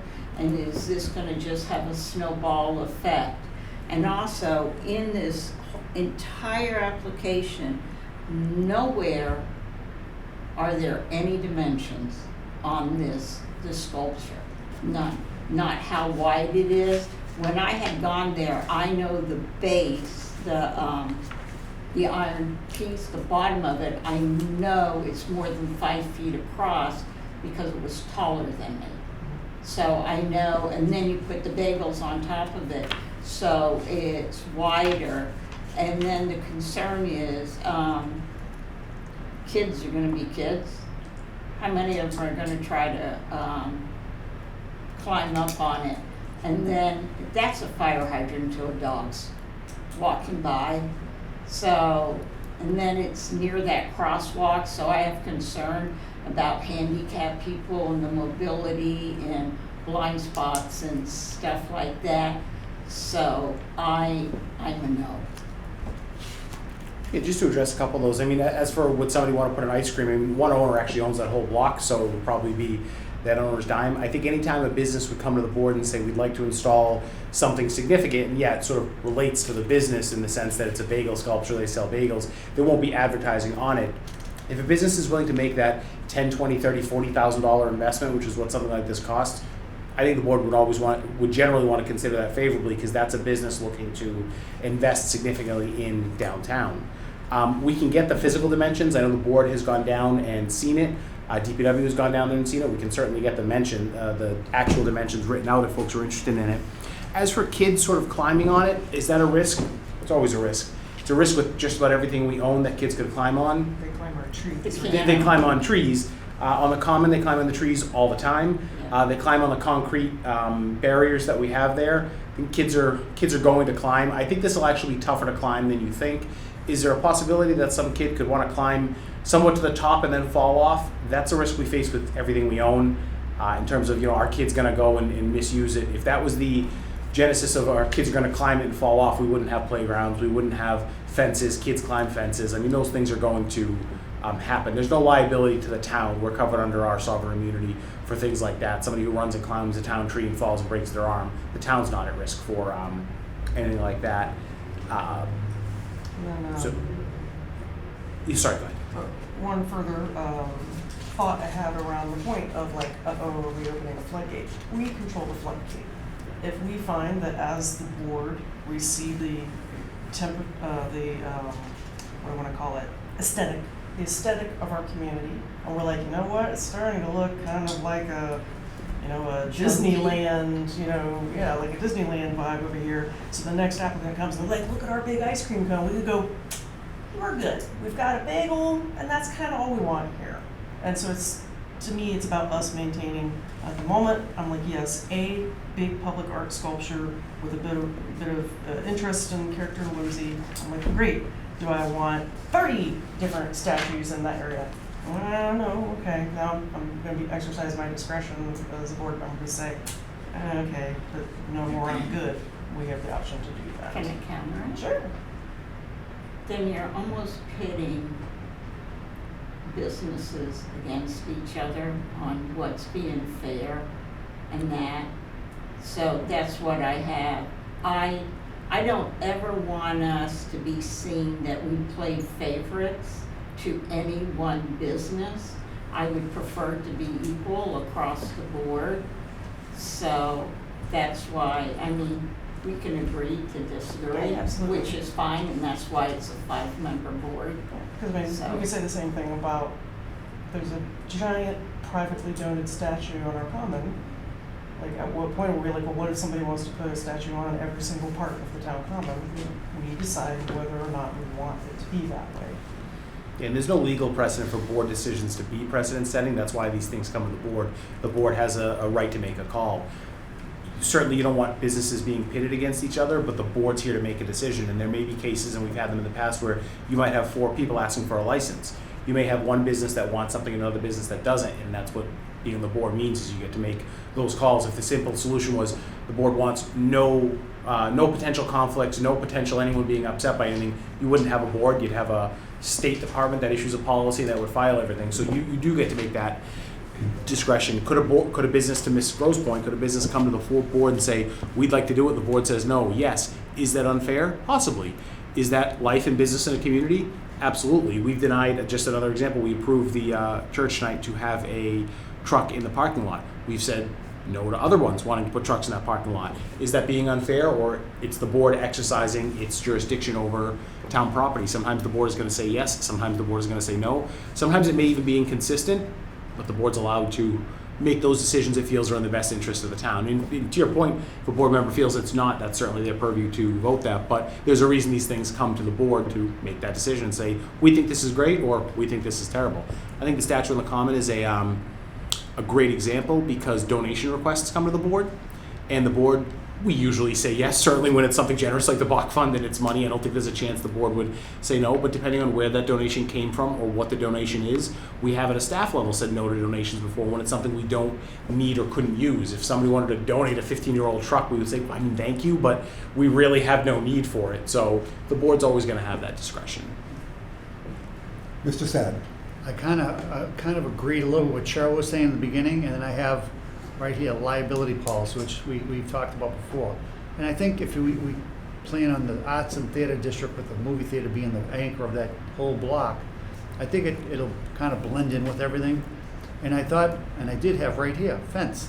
I think if we require a fence, a little small, little 6-foot fence around it, maybe that diagram, maybe that if we can incorporate that somehow with Perry, the owner. Fence might be tough, just because now, I mean, we've already mapped it for ADA accessibility, so wheelchairs have their required space around. If we're trying to add a fence around that, it might draw a little bit too much Well, from maybe it. just try it. I mean, if worst case, but I We guess can take a look Yeah, at it, yeah. Because my thought was, Mr. Chairman and the board was, let's say we do have problems with this thing, and 3 or 4 kids fall off. There's bad injuries, blah blah blah.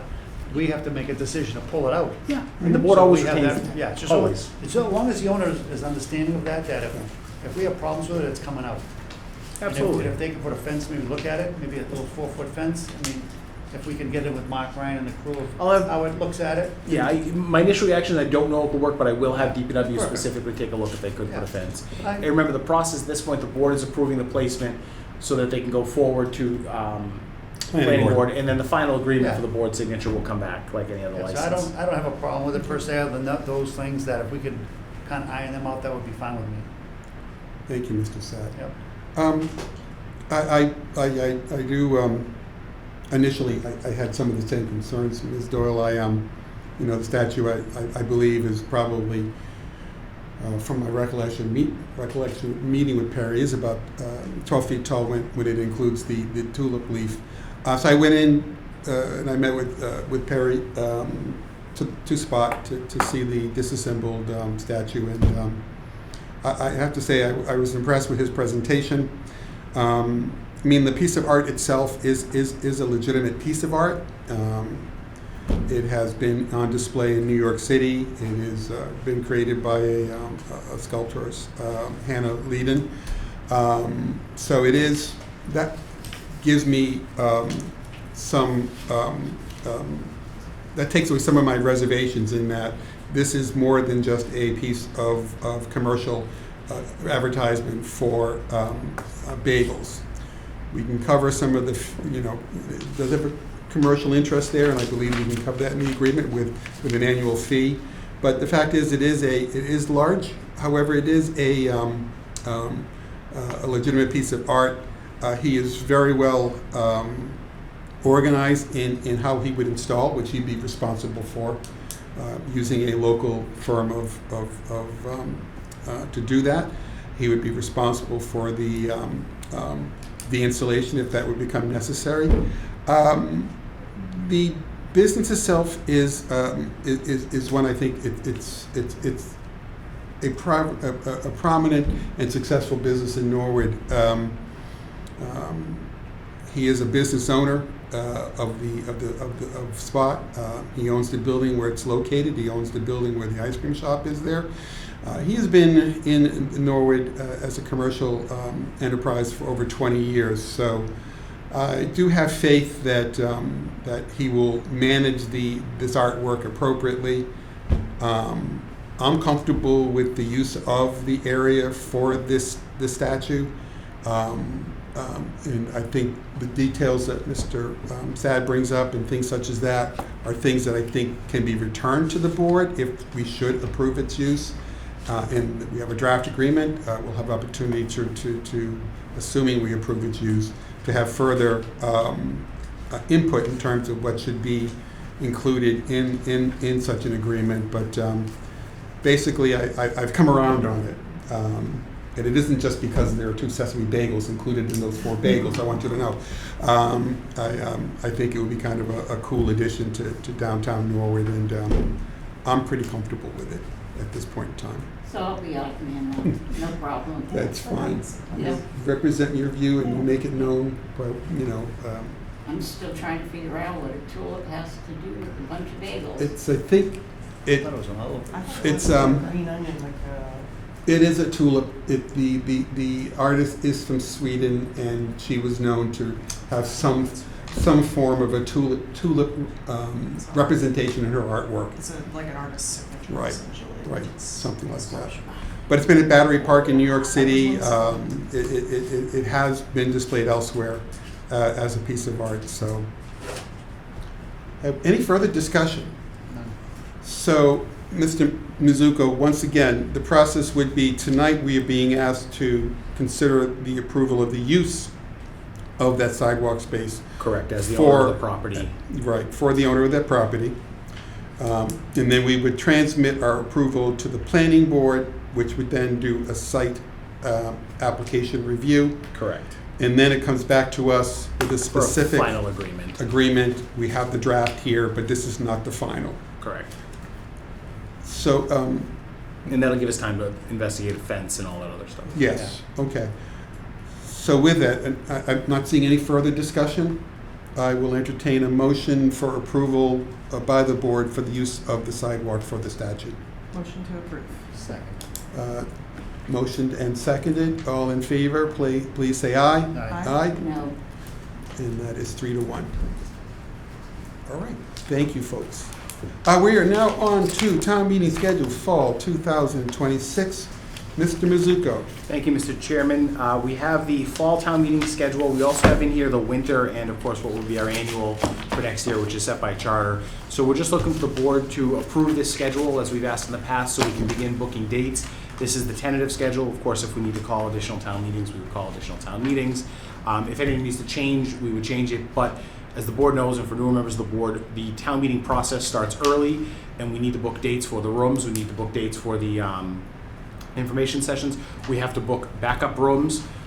We have to clear other buildings of uses, and we need to, we sort of do vacation blackouts with staff. So there's a lot that goes in making sure the dates are good. So we know we'll have a fall town meeting for capital, if nothing else. So we're just asking the board to approve those dates, as well as the winter town meeting dates, which we are trying to have that winter town meeting for land use to separate land use out. Obviously, we'd have to have a discussion with the planning board or the planning board chair about whether their items would be better placed in March versus fall. I really do think we recommend to the planning board that they have their land use items come up at the March town meeting. The reason being, if you think back in the past, we've had situations where the planning board has to run through their process, and then the last step in their process for town meeting is to have a public hearing.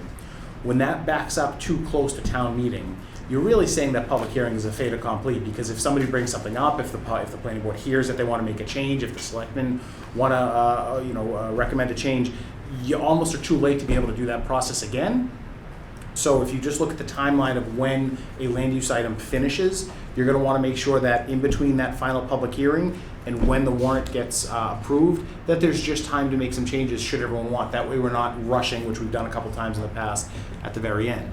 Now what happens is sometimes we're sort of, oh, it's just a small one, and then it's a second one, and then it's a third one, and now before you know it, we have 9 items on. So I think from a scheduling standpoint, we know that the planning board has some work around. They want to do some work around data centers. They want to do some work related to town meeting. Related to some of the citizens petitions at town meeting. My recommendation to this board, the planning board, would be to plan for March so that they can thoroughly go about their work without a rush, and make sure that they can conclude their public hearing process with enough time that should they want to make changes, they can. They may want to rush it to November, but here's the thing. If we're trying to get that in for a November town meeting, based on the dates here, you're looking at needing to sign the warrant, looks like October 13th, and take positions on the articles, meaning they have to finish by the end of September. We're really condensing that timeline for them to just jam through some stuff in 3 months of work. We want them to be able to have the time to go about it thoughtfully. I also candidly think it's better for town meeting members when we're able to separate some of the financial items from complex land use, because we go from should we spend $5 million lining pipes to do we want to allow car stackers in residential zones. So ultimately the planning board does control that. My recommendation will be, we've tried to set up this winter town meeting for land use, that we recommend take up the land use in winter so we have an appropriate amount of time, and that way our annual town meeting is primarily the budget and the other annual items. It also gives us a good chance to be able to fix something if at the at a March town meeting, we said, hey, you know what, we want to make one change, we might need to come back, it might just take us 2 months. We have a little bit of time to make a technical correction in between there, not a whole new zoning bylaw. Thank you, Mr. Mizuko. So we're looking at a fall town meeting in November, Monday, November the 16th. But as your timeline indicates, there's a lot of key dates prior to that. To your point, Friday, September the 11th will be the deadline for articles for submission. That would be for all boards, including the planning board, with the 22nd of September being the time that we would review draft warrant and yellow sheets. So hopefully it's very tight, but hopefully, do you expect that the planning board will inform you in terms of the progress they are making towards? Yeah, I'll give the chair a call and see if they're okay with it. They may want to move forward with fall. It's such a tight timeline, because again, to your point, your public hearing needs to be completed before that. You're not giving yourself enough time when and if you wanted to make a change to that hearing. Very good. Any questions on the timeline? No, you want to just review it, make a motion to approve it, then we'll just. Yeah, approve it, and obviously Yeah. that'll change, but at least for no matter what, for the fall dates, we need to That's start fine. booking these dates, and even for the March dates, we want to book the dates now because we have to make sure that the calendars align, so to speak. So Mr. Sad, you're making a motion to approve, seconded by Ms. Doyle. All in favor, please say aye. Aye. All opposed? Yes. 4, nothing. Okay, car wash. So this is something that, it's a late agenda item for consideration. Board will recall a couple of meetings ago, we had some discussion regarding a permit for using a car wash here behind us, so to speak, behind the theater.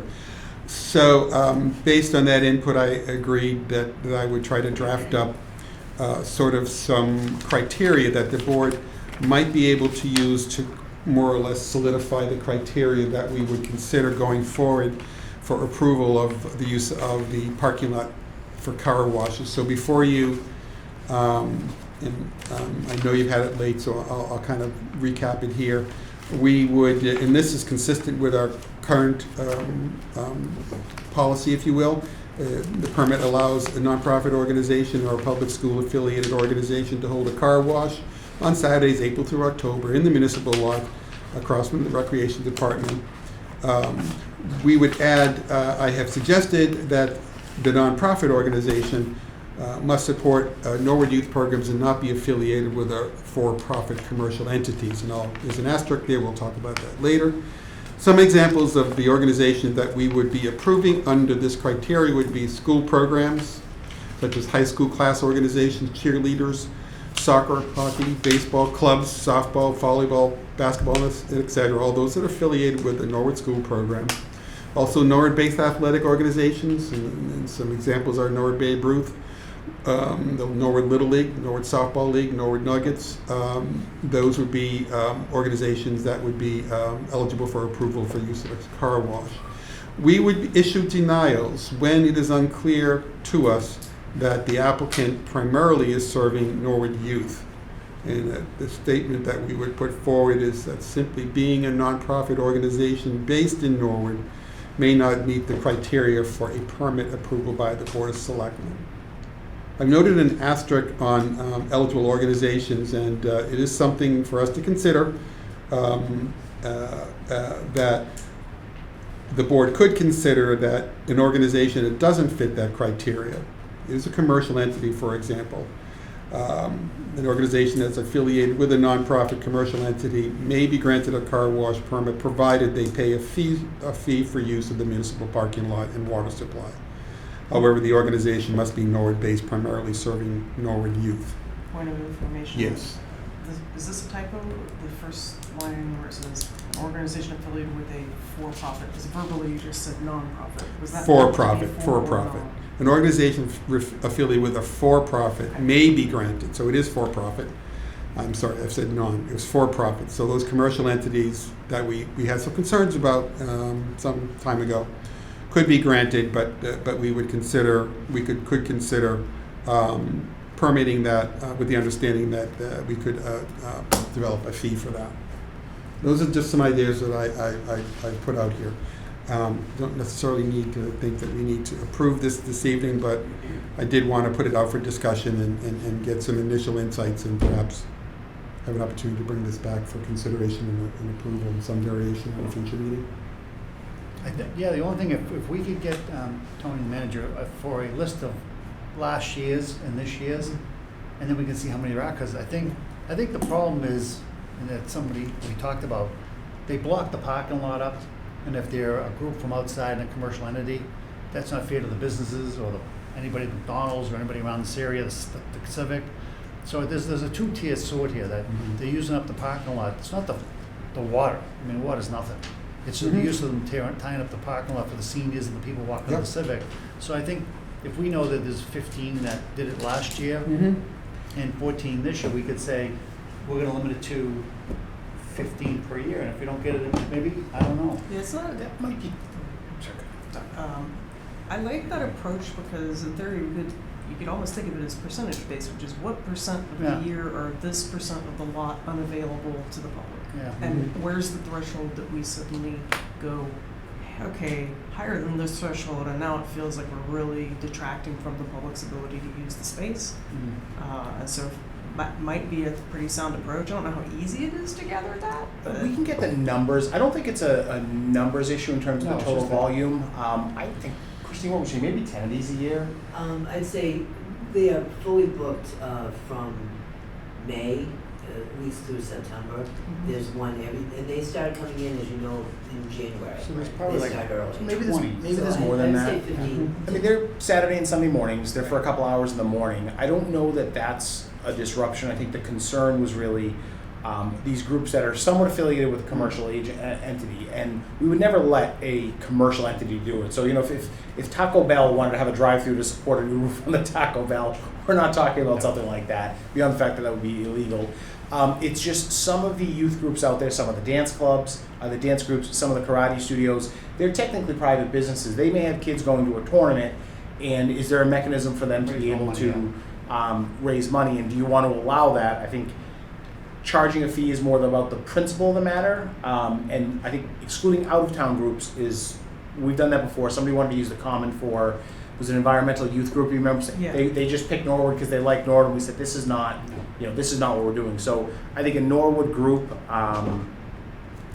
the primarily serving Norwood kids, and they'd have to just make that argument to us. Yeah. We're going to get that occasional sports team that's, well, I got 4 kids in Norwood and 27 in Westwood. Well, sorry, you're not primarily serving Norwood youth. Yeah, I think we're on the right page. I think we just bring it up next week or 2 or 3 and see what comes out. We'll take a look at it. Whatever we do will probably require a little more process for it to consider in the future, but I think it will resolve sort of some of the issues that we've had in the past, just recently with the requests. So no action this evening, but let's consider putting it on the agenda for next meeting. That's the last agenda item. We have memorandum. Do I have a motion regarding filing memorandum? Motion to file for information? Seconded by Mike Sad, seconds, and all in favor, please say aye. Aye. All opposed? Unanimous. And now we're on to manager's update. Thank you, Mr. Chairman. Just a couple of items. One, the board has a report on status of our capital project updates. We are heading into the capital planning season, so expect that to come out a little bit more regularly, particularly as we look forward to fall town meeting and the capital plan being before town meeting. You have the May 2026 monthly report, which we do send that report out to, I believe, all the different elected and appointed boards. So we send it out pretty widely, and then it does get posted on the website. I want to give my staff credit for putting that together. It's kind of developed over time. We started it slowly, but now it provides a lot of information about what's going on in a lot of different departments, as well as some of the statistics and figures related to the departments, kind of consolidated into one area. For newer board members, we used to sort of do it very periodically, and it would be a random report from this department here and a random report from this department there. We finally sort of consolidated them, and they go into the monthly report format. Did you have something to say? No. Oh, sorry. 2 other items. One, somewhat relevant to our discussion earlier, does the board want to have somebody work with me on reviewing this new state temporary change to liquor licenses and allowances, because we may get requests from businesses. As I said, the details literally came out at 11:42 today for a bill the governor signed yesterday that they passed 3 days ago, and it's like it's hard to plan around that, but we may want to look at it in detail and have some answers if businesses do ask us. I would be willing to work with the manager on that. Excellent. Okay. Make a motion, manager. You got it. Great. We'll get together sometime maybe. If you're excited. If you're excited, please. You don't want to. World Cup for you. So Amanda will Yeah. Ms. Grow will So represent we'll- the board with working We'll with get her. together in the next couple of days and just read through it and figure out how or why it might work, because again, the rules just came to us at noon. And you're right, with this new legislation just out recently, we're probably going to be having some requests from some of our operators to do some, take advantage of those changes, temporary changes. And these are all changes that the state is allowing, but they sunset July 31st Correct. of this year. The only other item is mattresses. Interesting topic of discussion. We're going to have to come up with a different system, and the staff is working on a couple ideas to manage mattress drop-off at the recycling center. The board, going back, you may remember 4 or 5 years ago, we actually had grant money where we were able to treat mattresses for free. And that was good, but what we saw is people were bringing quite a few mattresses up. The average household of 3 or 4 probably isn't getting rid of 3 or 4 mattresses every year, 4 times a year. So we saw a little bit of that. It was covered. The state changed the law about 2 years ago about how you have to get rid of mattresses, and a lot of towns just said, tough, it's not our problem. Of course, we don't take care of our residents that way, nor would we have 2 options. You can bring it up to the recycling center at no cost on Saturdays, or you can pay that $45 charge, and DPW can pick it up every other week, so we still offer that for folks who can't do it. The charge is fine for that cost. That's sort of a premium service with a premium charge, and we have to have staff come in at overtime to do it. We have to find a way to limit the mattresses folks are bringing up. We don't want to charge for the mattresses that are bringing up. Our trash is free. That's one of those things to get here in Norwood. But we're aware that there are some regular visitors who have stickers who are coming in, and again, the average household in Norwood is not going to need to get rid of that many mattresses. So we're trying to come up with, similar to how you get a sticker, we may be able to give you 2 mattress stickers with that, and we'll just softly keep a record. I mean, I don't think we're going to be up there auditing ourselves, but just that, you need to have a purple sticker that comes with it that we can give it with you if you want to dispose a mattress. We'll change the color every year like we do the sticker. Just something to make sure. What we don't want to happen, and look, it's human nature, is somebody is picking up a mattress from their cousin's house in Walpole and dropping it off in Norwood.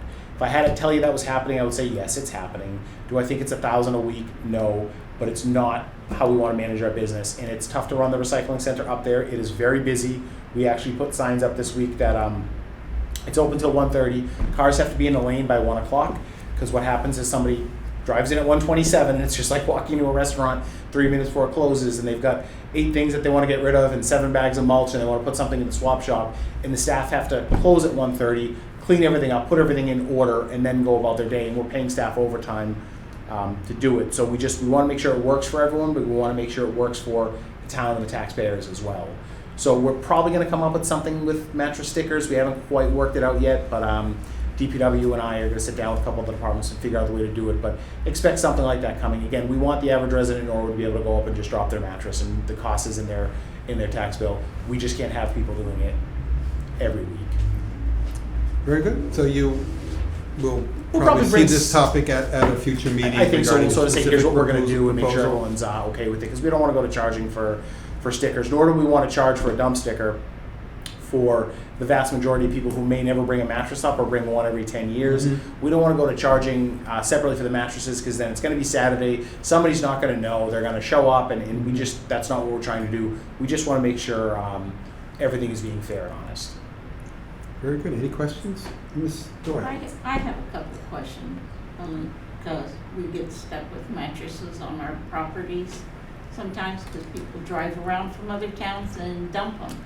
But Some landlords in town occasionally do that, and they'll say they don't know how the mattress ended up on the street in front of their house, and we say, really? But yeah, but for us to get rid of it, we have to pay $100 per mattress, regardless if it's a twin, a box spring, king, whatever. It's $100 per mattress. it's very expensive. I had to rent a dumpster to get rid of my carpets recently, and I asked if I could throw a mattress in, and I was told sure for $150, Yeah. which was a quarter of the cost of the dumpster. But normally, if you buy a mattress, you can set it up with the furniture company, and they'll take yours for a fee, but they will take it. Yeah. And we always recommend that. Some towns simply told people, tough. If we don't provide, with any type of trash removal, if you don't provide a reasonable mechanism for citizens to be able to dispose of it, you're going to get more dumped in the streets, dumped in the river. I think for the average resident who may only need to dispose of a mattress every 5 to 10 years, and look, who among us hasn't slept on a 25-year-old mattress at different times? Really? So bringing it up to the transfer station, I think it's great. It's included in your taxes. It's a great service we offer. It's just, the average family shouldn't be doing that more than once every couple of years. Yeah. So if we come up with a system where it's like you can get a sticker once a year with your, with your sticker, that might be fine, because that average resident is just not going to need to do it all that often. It's probably once every 5 years somebody has a spare mattress that they're getting rid of that they're not replacing because they're putting a day bed in a spare room or something. We want to take care of residents, but we just got to make sure that the system is not causing us to pay more money for mattresses because people just toss them wherever. And we have a lot of rental units in town, which just means that housing turns over a lot, so that does generate more, but it's not appropriate for a landlord necessarily to take their mattresses from their tenants, and then they're sort of putting it on the town. You could argue they may own that building, but when you own 10 of those buildings, all of a sudden it's just a lot of mattresses, and we just want to make sure that the system is fair for everyone, and we keep the things that are free to our residents included with their taxes, free to our residents and included with their taxes. Thank you, Mr. Manager. We'll look forward to your recommendations going forward. All right, I believe that's all I have, Mr. Chairman. Very good. We'll go to Selectmen's Addendum. Mr. Satt. Thank you, Mr. Chairman. A couple things. I just want to thank people in public land out there tonight. In the Norwood Record, you'll see the flyers everywhere for the petition. Sign it. Let's get on board. Norwood's got to have at least 3,000 or 4,000 at the end of this month. Our goal is 12,000. As I said, Tony and the task force is doing a great job with this hospital and trying to get it up and running and get somebody to get a provider in here. So we need all the help we can with the leadership. Write letters to the governor, the Senate, the leadership of the House, our reps and our senators. Secondly, I just want to congratulate the Noah Hannaford's family from Norwood. They're in the Stanley Cup, and there's a lot of residents from Norwood going out there at the game tonight, a few friends of mine.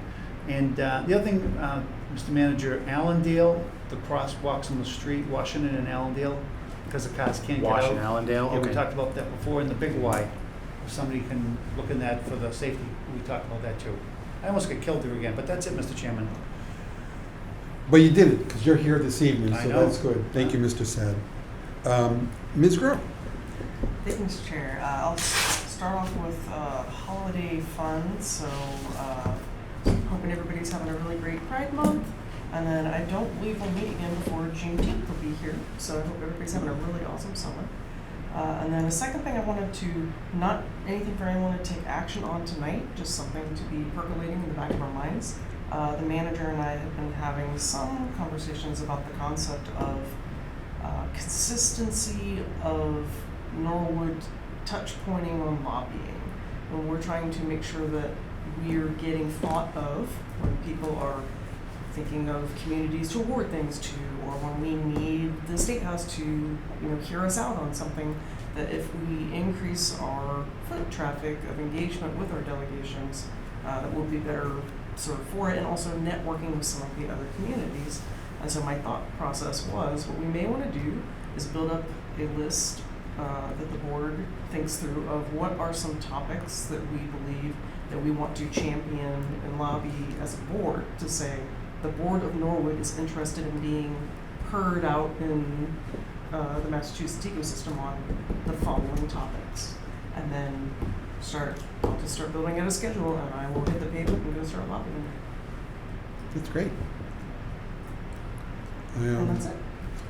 Also thought maybe there's some opportunity in the near future to maybe have the delegation come before us. Yes. It's been a while since we've had a representative in particular here for a meeting, and I believe the last we had was a really good meeting, and I think that we would benefit from rescheduling that sometime again soon. Ms. Doyle. Oh, I just wanted to touch on the data centers, which you had already done it. But I know like Mansfield, their planning board, has already been doing a lot of zoning and have already adopted, so they're being very proactive on it.